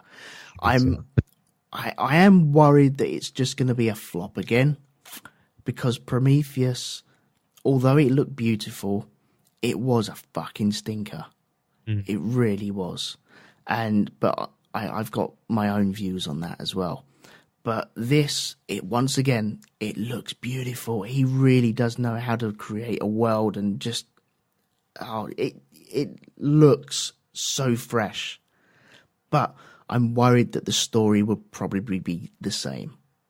Right. He's going to be treading on old ground, whether he's getting rid of Prometheus and saying, well, do you know what? Let's just forget about that. And it didn't happen. Or it could be, we might just touch on it, or it could be intrinsic to this story. I'm not too sure how he's going to go with it. The problem with Alien movies is, as we said before, the sequels it needs to be bigger, it needs to be badder, it needs to be faster and more blood. And sure. I'm worried about this because I want to see the Xenomorph, but I don't want them to rush it. If they've got a story to tell, they should take their time to tell that story, and not just because 100 million people hate Prometheus. Don't rush your story because of that, because it might actually work. There was a good story buried beneath all the crap that was going on in Prometheus. I was so excited about the possibilities of Prometheus, and that's why I was so ultimately let down, because it was getting really existential, and I was like, yes, we got some deep philosophy in Alien, and I'm looking forward to it, and the origin of the species and all this nutty shit. And then it just was like, meh. I was like, ugh, brutal. Yeah, the execution was very poor. It really was. What's funny about Alien, though, is that it kind of looks like it's just going to be a sort of, I mean, what's it say? The crew of the colony ship Covenant, bound for a remote planet on the far side of the galaxy, discover what they think is an uncharted paradise, but it's actually a dark, dangerous world. When they uncover a threat beyond imagination, they must attempt a harrowing escape. I mean, this sounds like A to B, B to C Alien movie, right? Yeah. What I've seen on the trailers, though, it does look really good. But then again, they did that with Prometheus. They really pulled me in with that trailer. That trailer was fucking amazing. That is how you do trailers. Do you feel like, because I feel like with Prometheus that it was a trailer that set upon my imagination with both fangs, and it made me start to go, wow, they're going to get into some really deep things with Alien, right? That's how I felt about Prometheus. Do you think Alien Covenant is going to just say, you know what, we're going to keep it simple, we're not going to get high and mighty, we're not going to get too ahead of ourselves in terms of the heady concepts here? Do you feel like they're going to scale it back, or do you think they're going to try to drop some intrigue on you? I think they'll scale back on the mythos. I think they're just going to go back to maybe try and go back to the horror type thing and the suspense of what is this creature. But I think they went a bit too deep with like the big head and the big vases and the space jockeys as well, and it was just too much. It was too clumsy, and I think they might scale back on that a little bit and just try and, whether they'll go for a horror, but it's hard to do a horror that you know about the monster. Sure, it's really hard to do that, and that's where new monsters come in. They have to introduce new monsters because otherwise it's not fresh anymore. So I'm going to be there. I'm going to be watching this. I'm looking forward to it, but I don't know. I'm not expecting good things. So hopefully, if I go in with a down mind towards it, then I might come out happier than what I was with Prometheus, because I came out there going, "That was shit. Right. That was crap." I know how you feel. Yeah, but I'm hoping. I've got a thought on Prometheus. I've said this a couple of times, but I'm going to say it again just to get your thoughts on it. What was her name? Vickers. I thought that she was an android in Prometheus, and she would turn out to be Mother in Alien. Ooh. I like that a lot. She could be giving off a signal. Wayland don't know exactly where to go back looking for it, but they're looking for a signal, and then Mother, being Vickers, is looking for a signal around that sort of area, because Prometheus was on a moon adjacent to LV-426. Sure. And so it's in that sort of vicinity, and that is what's going to pull them down into Alien. So that was my thought anyway, and I'm still holding out for that. That's still awesome. Want that. I like that a lot. Maybe you should send it in, see what they say. That's slick. I like it. Cool. But Alien, I'm looking forward to it. I'm hoping I hope it's good. I'm worried. I do like Ridley Scott. I'm still worried. I don't know if Ridley Scott still has it. Yeah. If you know what I mean. I'm not sure. He might be. I don't know if he does. I'm not sure. I'm concerned. But I think he's got it in the visuals, definitely. Yeah, he always has had that, right? Yeah. But I guess time will tell. When this comes out, we'll know. Cool. Okay. All right, my big one. Right. You want my big one? Yeah, go for it. Yeah. Fucking Blade Runner. Oh, okay. If you know. Yes. Blade Runner 2049. Yes. Because I have a real crush on Denis Villeneuve, Okay. the director. I think he's outstanding. He's done really good movies. He did The Arrival, which I kind of have mixed feelings on. I really want to watch it again. But he did do Sicario. He did do Prisoners. He did do Enemy. I think he has a real eye for composition. His movies look beautiful. If you haven't seen Sicario, I think you should check it out just based on the visuals of it alone. I'm writing that down now.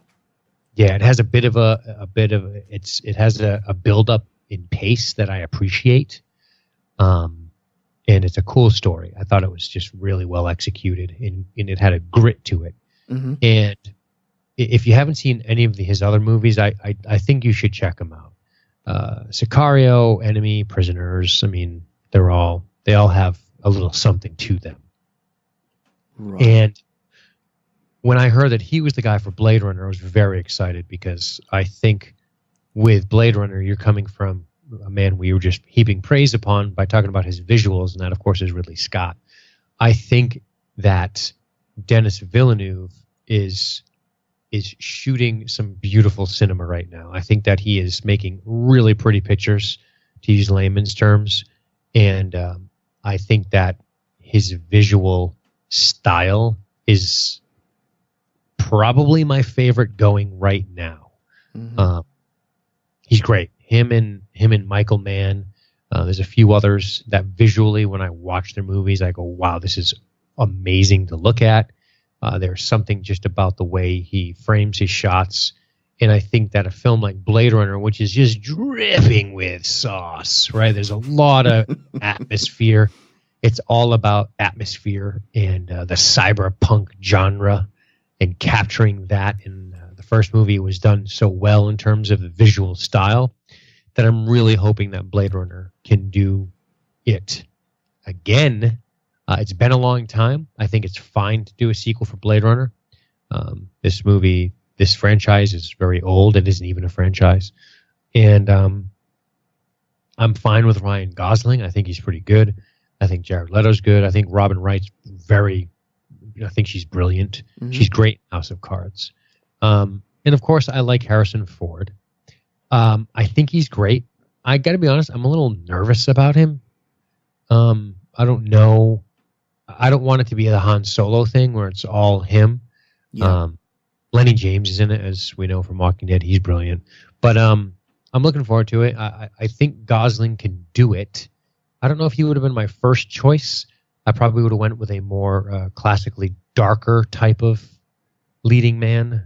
He's more of a, like, the blonde-eyed, blue-eyed guy.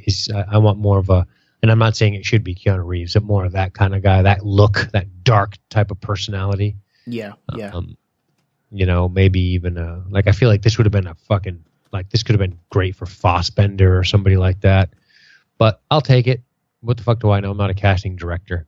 But I am looking forward to this movie very much. I hope it's good. Denis Villeneuve has yet to really disappoint me. So he's got a good thing going. And that's, of all the movies coming out, and all the people involved in those movies, I have a lot of faith in this particular movie because of the director. Yeah. There you have it. Good stuff. I'm not a fan of Blade Runner. I knew this. Yeah. But it's not that I can't appreciate it. And right. I think it really does look gorgeous. It does. But it's the noir thing that I have a problem with. I really battle with this genre. Interesting. Not like not a fan of the noir genre at all. Over the years, I've noticed that the films that we review on Black Dog, if they're noir, I don't think I'm going to like them. You're better off telling me it's not noir and then let me dive into it and then working it out for myself and then, okay, I don't like this. It just doesn't work for me. What do you suppose is the leading cause of that without getting off on a huge tangent here? I honestly haven't worked it out yet. Oh, okay. That's fair. Honestly haven't worked it out yet because I haven't seen enough to work it out. But it's just something that really doesn't gel with me at all. Sure. Maybe I'm just too stupid for him. I don't know. Nah. But it's just not my thing. It's just not my thing. Oh, by the way, I know there's not many people in the chat room at the moment because of the late time and stuff like that, but I'm just going to refresh the feed just in case, just so we can finish off and Sure. Do it. I want to do one more film anyway, at least. I think I know which one. Oh, okay. Yeah, I still haven't read that email yet. So hang on, let me just refresh that. I'm hitting that back up now. So No problem. okay, right. So that's back in now, so we can carry on. Blade Runner. I've seen the trailer a couple of times today for this. I'm excited for it. For whether it's going to be noir again or not, I do not know. But it does look good. I like Ryan Gosling. I like Harrison Ford, as you said. I like Jared Leto as well, in pretty much everything that he's done. So Sure. I'm on board on that. There's no problems at all. Denis Villeneuve, I don't know. The Arrival looked really good. I had problems with that film though. Yep, I got you. That's fair. I did. Is that the only Villeneuve film you've seen? I think so. Yeah. Okay. Yeah, it's funny because I thought he had a perfect record up until Arrival. Mm-hmm. And I don't dislike Arrival. When I walked out, I was like, okay, I like a lot of what's going on here. I really need to watch it again. When I went in to see it, I was pretty exhausted in its pacing. I was like, all right, I'm going to get comfortable here. But I'd like to watch Arrival again. In fact, I'd like to cover it on the show. So that's, I'm sure, in our not too distant future. Right, yeah, I had issues with it, so, but I'm looking. I'm more excited for my friends that really like Blade Runner, right? And I want them to be happy with this. If they're happy with it, then I'm happy with it, and then we can all carry on. But I know if it doesn't work out, then it's not going to be a pretty place. The internet really isn't. So I'm hoping for other people that this works out really well, more than myself. Perfect. Right. Okay. Am I going to open this email? I'm going to open this email, find out what you thought was going to be my number one. Say it first, then open it. Dunkirk. Open your email, sucker. Okay. Oh, no. Oh, you bastard. Yeah, you got it right. Oh, man. Okay, so here's my internet sleuth work. Go on. So I know that you just started a Band of Brothers podcast. Yes. Brilliant, by the way. I have it downloaded. I haven't listened to any of it yet. I'm not going to lie to you, but I do want to listen to it because it's amazing. And I'm looking forward to your insights on it. Now, I had a feeling that, you know, the specific moment in history, I had a feeling was going to pique your interest. Mm-hmm. I know you're a Chris Nolan fan, and I didn't know much about. I don't know how you feel about Tom Hardy. I personally love the guy. I know Kenneth Branagh is fucking brilliant, but I thought Dunkirk. He just started a World War II podcasts. He's a goddamn Englishman. He's gonna pick Dunkirk. It's got to be Dunkirk, right? So that was it. Oh, cool. Fair enough. There you go. Have you seen the trailer for this? Because oh my word, have I seen the trailer? Yeah, it looks amazing. It looks fucking awesome. Right, it looks amazing. Christopher Nolan. He's done some fucking good shit, hasn't he? He's done. He sure has. Has he done any stinkers? I suppose The Dark Knight Rises is the biggest stinker for me. Out of everything. I'm just going to go down what he has done. Memento, I haven't seen it yet. Memento's good. That was a screenplay, though, wasn't he? He was the writer for that. Hang on, let's go to the direct. Interstellar, Dark Knight Rises, Inception, brilliant. The Dark Knight, Prestige, brilliant. Batman Begins, all right. I like what he... Memento. Yeah. I like what he churns out. I have not seen Following. Oh, Written By. Okay. Yeah, I mean, he's an animal. He's an animal, this guy. Yeah. I just love the way that Inception was a thank you to him. from was it Warner Brothers after doing The Dark Knight. Sure. I just love that idea. I think that's Well, brilliant. what do you mean? I'm not sure what you mean by that. Well, I think because it had done so well, and the two Batman movies had done so well that they turned around and said to him, "Here, look, we got this. Okay. Just go make that and Gotcha. have a field day with it. You know, you've been a good boy, play with that." And what we got was fucking brilliant. I loved it. Yeah. And this Dunkirk, it looks fucking awesome. The story behind it as well is fucking heartbreaking. It's World War II.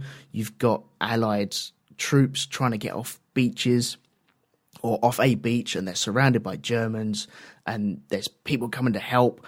And it's 8 days? Is it 8 days? Or I think it's 8 days worth of, or set over 8 days. It's just going to be incredible. I was speaking to Pete and Andy, who I did the Band of Brothers podcast, which is coming out very soon, and we were talking before we went recording, and they said about he got the Spitfires correct, and I was asking about that, and I knew that the Spitfires couldn't roll because they are gravity fed engines, and so when you roll, the engines splutter, and it sounds like he's got that correct as well. Wow. So it's the attention to detail that I'm really looking forward to on this. It's also got a stunning cast. You got Tom Hardy in there. You got Cillian Murphy, Kenneth Branagh as well. Harry Styles from One Direction. What the fuck? Oh god. Yeah. I love Kenneth Branagh. I think he's great. Yeah. I'm hoping Harry Styles might get a bullet somewhere. I don't know. Not a fan. Well, yeah, he's from a pop group, and right. I think this might be his first film. Good luck to him. You know, he's a multimillionaire. If you want to do this, go for it, Did they have to man. chop all his hair off, or what? I mean, I guess. I hope so. Yeah, they must. If he's going to be a soldier. Yeah. A soldier. Yeah, I hope so. But this, it looks fucking stunning. It really does. So yeah, I'm gonna spaff my wad all over this one when it comes out. I like it. When is it due out? I know, July. July. Okay. Of course. Yeah, man, I'm all over that. I'm surprised it wasn't in June, right? Or when was the May and June? It was evacuation? May, yeah. Yeah. Yeesh. Yeah, I'm looking forward to this one, man. This is going to be intense. The teaser alone gave me goosebumps. Mm-hmm. Just the sound of the planes and the guys looking up. Yeah, it's Yikes. very reminiscent of Saving Private Ryan on the beach as well. Sure. You're going to have all them visuals as well, and hopefully the story to go along with it. He's got the actors to do it as well. Right. I love Tom Hardy. I loved him in pretty much everything I've seen him in. I loved him in the Revenant as well. I thought he was great in that. But True Confessions, haven't seen it yet. No, it's fucking good. It is really, really good. Yeah, I'll check that out. How's Leo? Hey, he's all right. All right. Yeah, he's all right. All right, just checking in. They finally gave him his fucking stupid trophy. Yeah. No, it was good. It was well worth it, I thought. Cool. Yeah, man. So that's good pick. I like your style. He's the man. Yeah, I like the way that you knew that as well. That's good. Yeah. What do you think?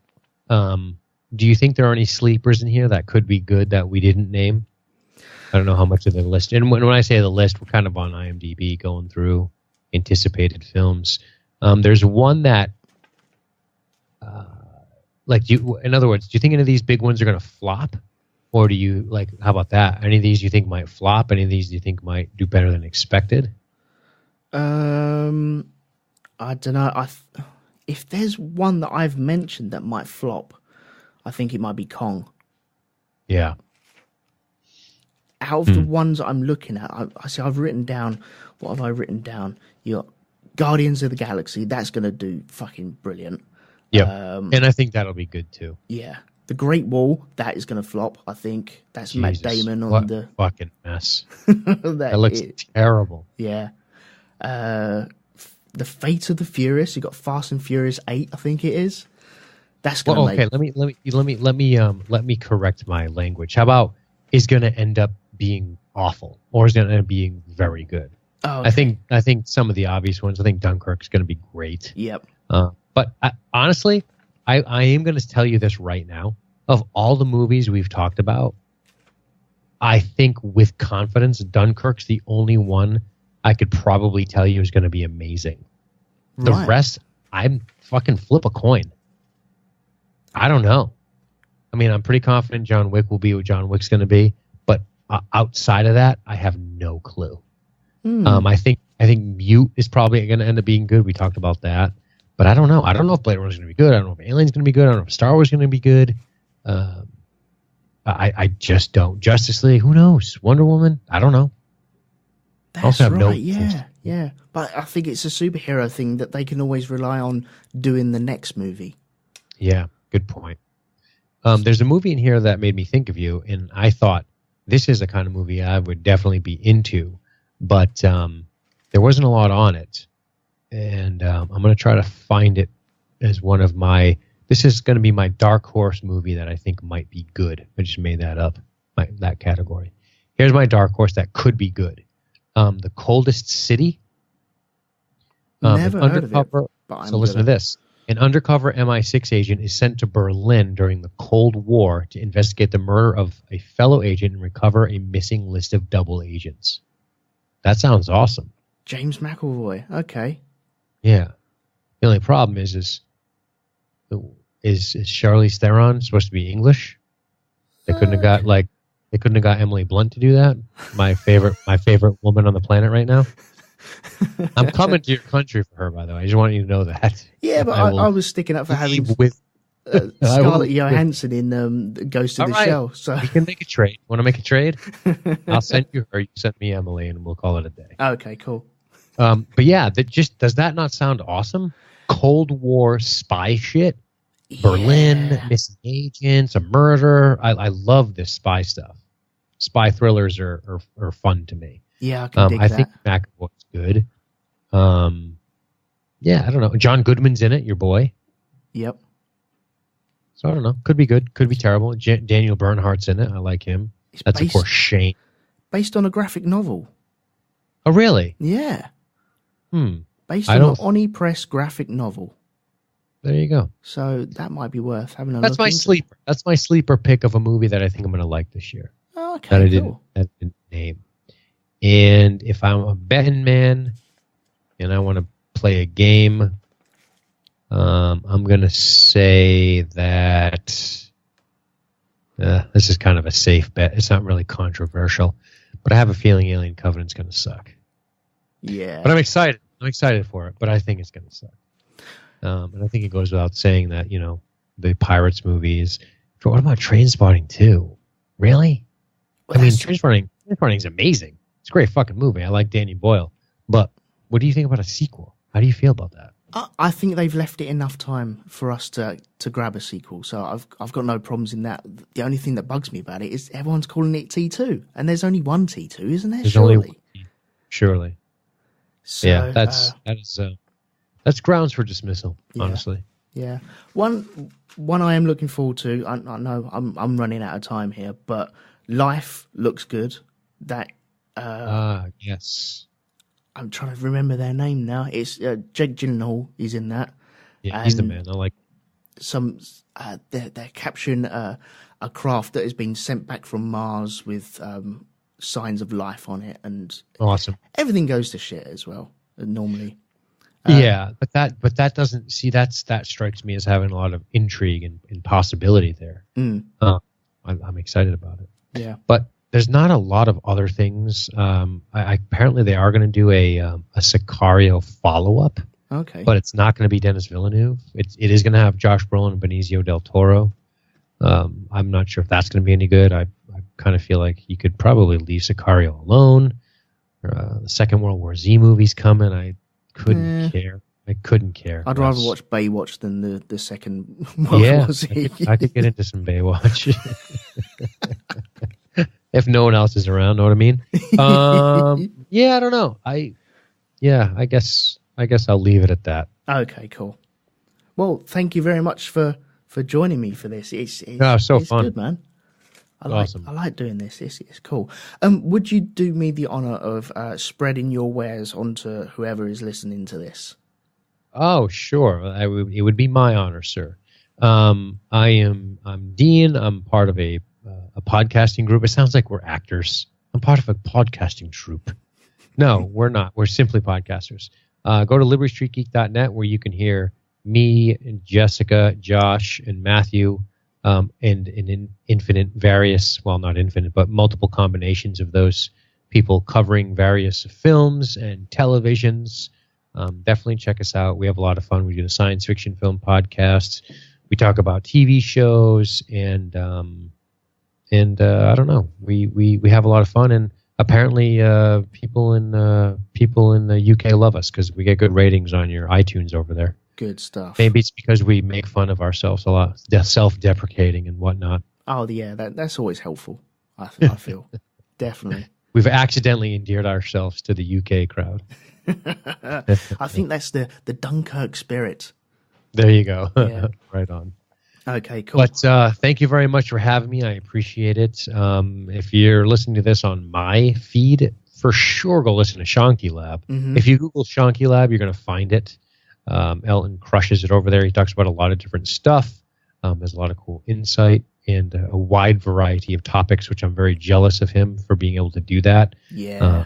I don't have a wide variety of topics. That's something we might be looking at in the future. And also, when you get a second, thank Elton McManus for the fact that LSG Media does anything on Mixler, because it was his idea that he sort of talked me through setting that up, and he's why we do live shows at LSG Media. So thank you for that, good sir, and thanks again for having me.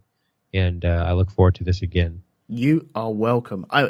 Just for your listeners as well, can I just direct them to a couple of shows as well? By all means. Okay, right. If you download podcasts, then you need to download the Black Dog podcast. It's my version of, I'm the fourth chair on a film review podcast. So it's a really good community. It's like a book club community where we set out homework for people to watch a film and then they send feedback in. So it's always a good spirit. It's really good people over there. So please pop along to Black Dog on the Facebook and iTunes and places like that. Shonky Lab, obviously. Please pop along there. Hypnogoria, he's done by one of my co-hosts on the Black Dog podcast. It's nice. Real dark stories, and it's really hard to pigeonhole Jim and what he does over there. So I think if you like books, if you like dark horror stories, if you like mystery and intrigue, then please pop along and check out Hypnogoria. There you go. What else? Space Doc Jury, you can check that out as well. That's three guys with beards talking about spaceships. And I've got the Band of Brothers podcast as well. Oh, which is man. slowly working its way out. I've got another episode to put out on there. I've just got to do a little bit of editing on that. But once that's up and rolling, then hopefully it might even have Josh on there at one point as well. So we shall see what happens with that. Right on. Yeah, I mean, look, this guy's got a family, a full-time job, and he's pumping out podcast after podcast after podcast. So if you don't think you can do a podcast, you fucking can. You just got to put the work in. Yeah, that's right. By the way, your Black Dog list of recent films: Midnight Run, Prestige, Miller's Crossing, Ex Machina. Mm-hmm. You guys got to listen to that shit. I'm guessing you didn't like Miller's Crossing because of the noir aspect? Yeah, that's right. You're dead to me. You're dead to me. I'm off the show. Just kidding. Well, you have a good night, brother. It was a pleasure. No, thank you very much for joining us, and thank you to everyone who's listened to this. If you did listen to this live, still download it. You don't get out of it that easy. So. Yeah, you got to download it. Subscribe, rate, and review. Come on, guys. You know the drill. Okay, cool. Well, thank you very much, guys, and we'll catch you later. Bye-bye.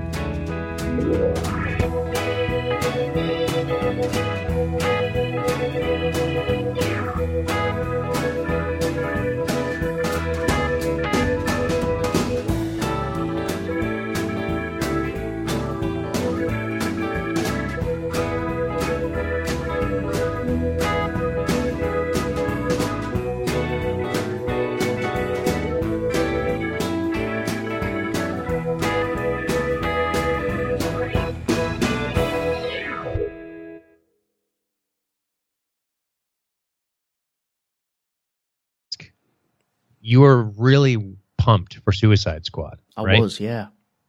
So thumbs up or thumbs down? If I had to give you, and don't overthink it, just think thumbs up or thumbs down. Thumbs down for me. There you go. Yeah. You know what's funny about that movie? Go on. It wasn't as bad as I thought it was going to be because the critics lambasted it. I thought it was going to be the worst movie of all time. Right. Okay. When did you see it? Did you I saw it in the theater. Yep. Immediately or after a couple of weeks? Probably after 7 to 10 days. Mm-hmm. So there was already the critics' consensus, they're coming out early anyway. But I saw it and I was like, wow, it's completely preposterous from a story standpoint, right? These people who have like baseball bats and shit are fighting like these deities, and I just didn't know how they're going to manage that. Mm-hmm. Like, how can you, like, this seems like the wrong team for this mission, right? Does that make sense? What I'm saying? Yeah. It's like you don't send Daredevil after, I don't know, Thanos. That's just not the right matchup. You send somebody like Thor. That you know what I mean? I'm talking Marvel here, but I don't know DC very well. But it seemed like they were really overmatched. But I liked some of the shenanigans, but there wasn't much to it. So overall, it's a thumbs down movie. But I will say this. It wasn't as terrible as I thought it was going to be, and I didn't leave there thinking I got ripped off.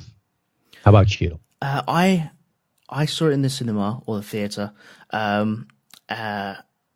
I came away thinking, that was all right. I wasn't expecting too much. I was looking forward to it, but I'd heard a couple of reviews, and I came away not hating it.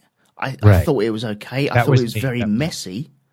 I thought the editing was all over the place. It was like the person editing it had like speed one day, coke the next day, uppers and downers all over the place, and just didn't really get a feel of it. And he was just cutting pieces out willy-nilly. And so that was distracting, especially the music on it as well. It was a bit of a mess. Sure, but I came away thinking, at its core, it's a bit of fun. And then I tried to watch it again. I couldn't make it all the way through. 2016, we hit some, we forgot some as well. But it doesn't matter. That's for sure. That's for sure. We don't have to hit them all. We don't. And I want to say there's a couple that I think we should just briefly go over from the ones we talked about last year, because I'm really curious as to what you thought about them. Oh, yeah. Okay. Yeah, go for it. There was a couple. I recall when we were talking last time, I know that obviously Star Wars was a big one, right? I also know Rogue One is one. I want to find out how you felt about it. And then Boy, right? Boy with what the hell's her name? Maggie from Walking Dead. Yeah.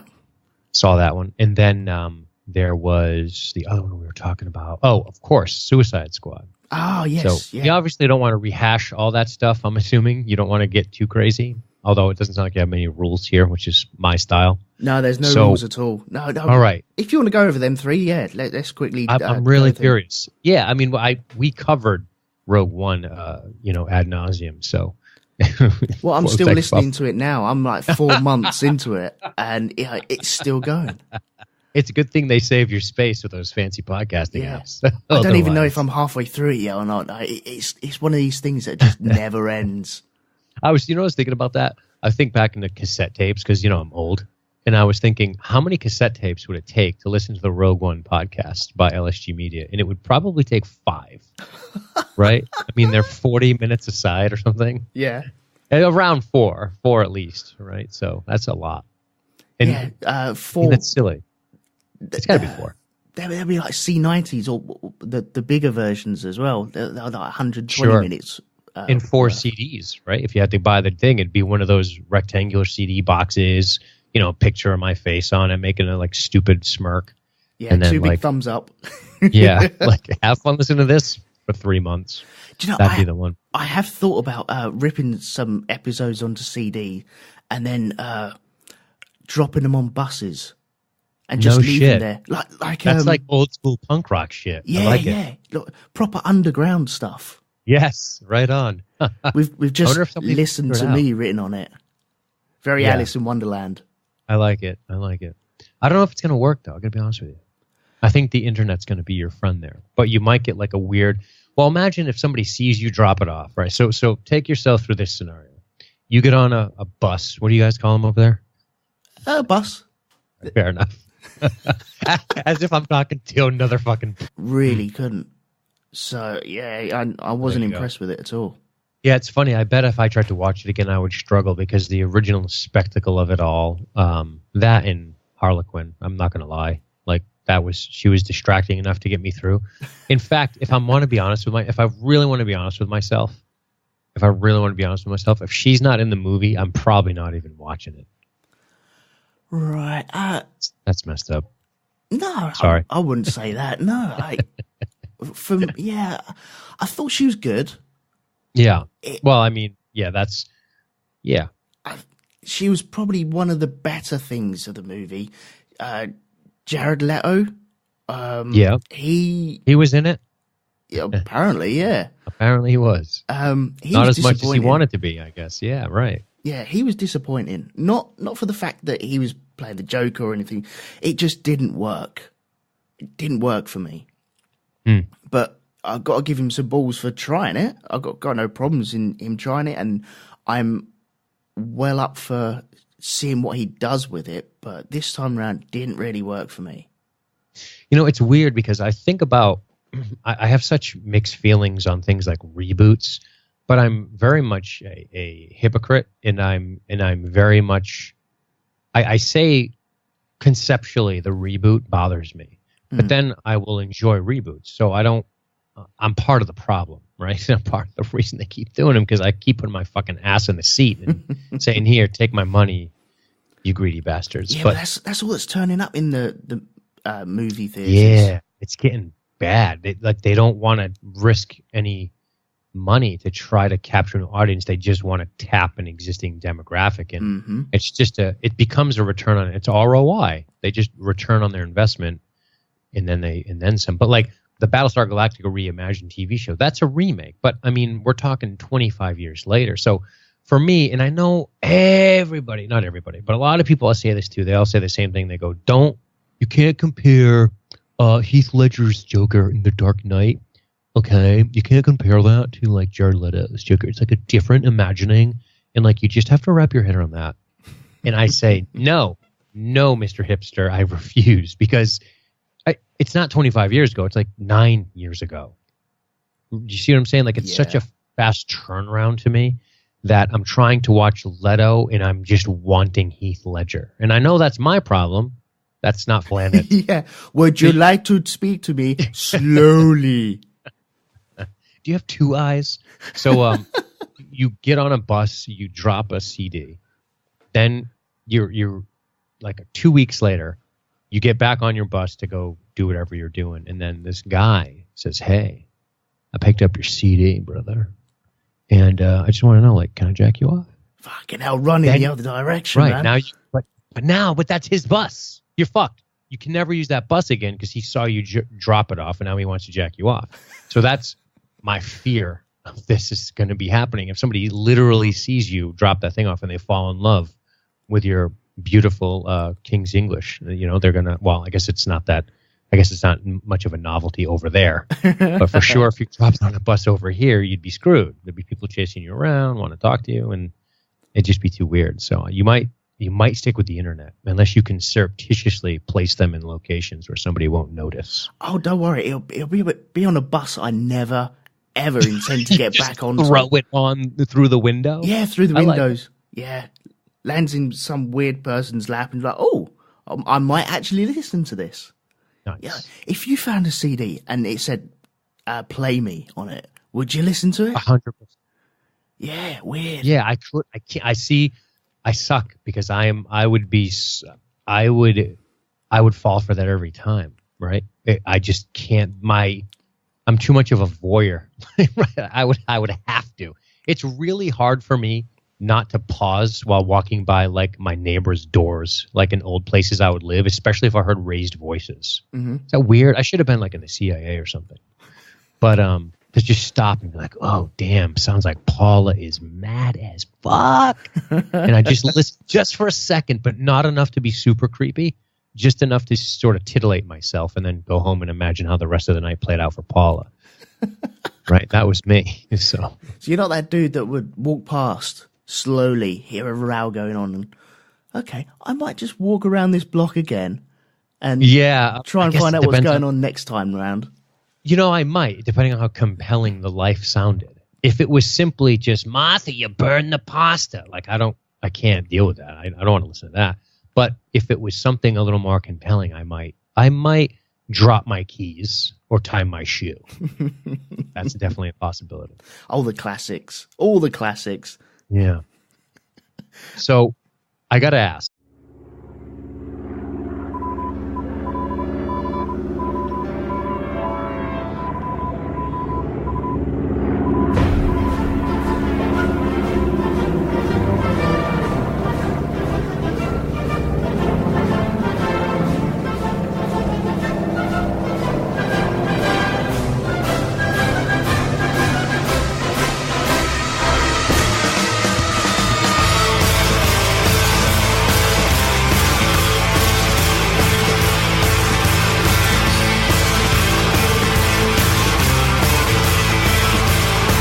Hello everyone, welcome back to the Shonky Lab. I'm Elton, and this week I'm joined by Mr. Guest Producer, Dean Martin from LSG Media. How are you? I'm doing good, man. Thank you very much. I'm sitting here in shame. I got to be honest with you. I'm sitting here half ashamed that I'm even talking to you again because it's been a year since you had me on, and I've yet to have you on. And I know we were having a little pre-show convo, and you're like, I don't have people on to get on their shows. Obviously, you wouldn't do that. You're not that kind of guy. But I feel like a schmuck for not having you on. So we need to rectify that post-haste. So we'll have to figure something out, a movie you like, and I want you to join us if we can get you not at 3:30 a.m. your time. Yeah, crazy. If possible, right? Yeah. Just let everyone know what sort of time we're recording at. Because people like to know how things are working around here. All right. It's what, 10:30 over your way? It is. I like that. I like 10:30. Can I use that from now on? That's very classy. Yeah. 10:30. That's my royal way of speaking. Yeah, the kings, as they say. Yeah. All right. Yeah, 10:30 round your way. So it's nice and chilled. You've just done all the things. Everything's packed away. And now you can sit back, relax, and kick back by recording one of these podcasts that hundreds of thousands of people listen to, which is hundreds of thousands, probably 4 million by. Yeah, I mean, your feed may end up crashing with all of this. So yeah, it's possible. But man, I got to tell you, when you brought this up again, this topic, I was very excited about this. I'm looking forward to this one, man. Yeah, we need to hit some movies anyway. So I'd like to just find out what's going on and what other people's thoughts are of the films up and coming for this year anyway. So yeah, so that's our subject for today, really. We're going to be talking about movies of 2017 coming out. We did it last year for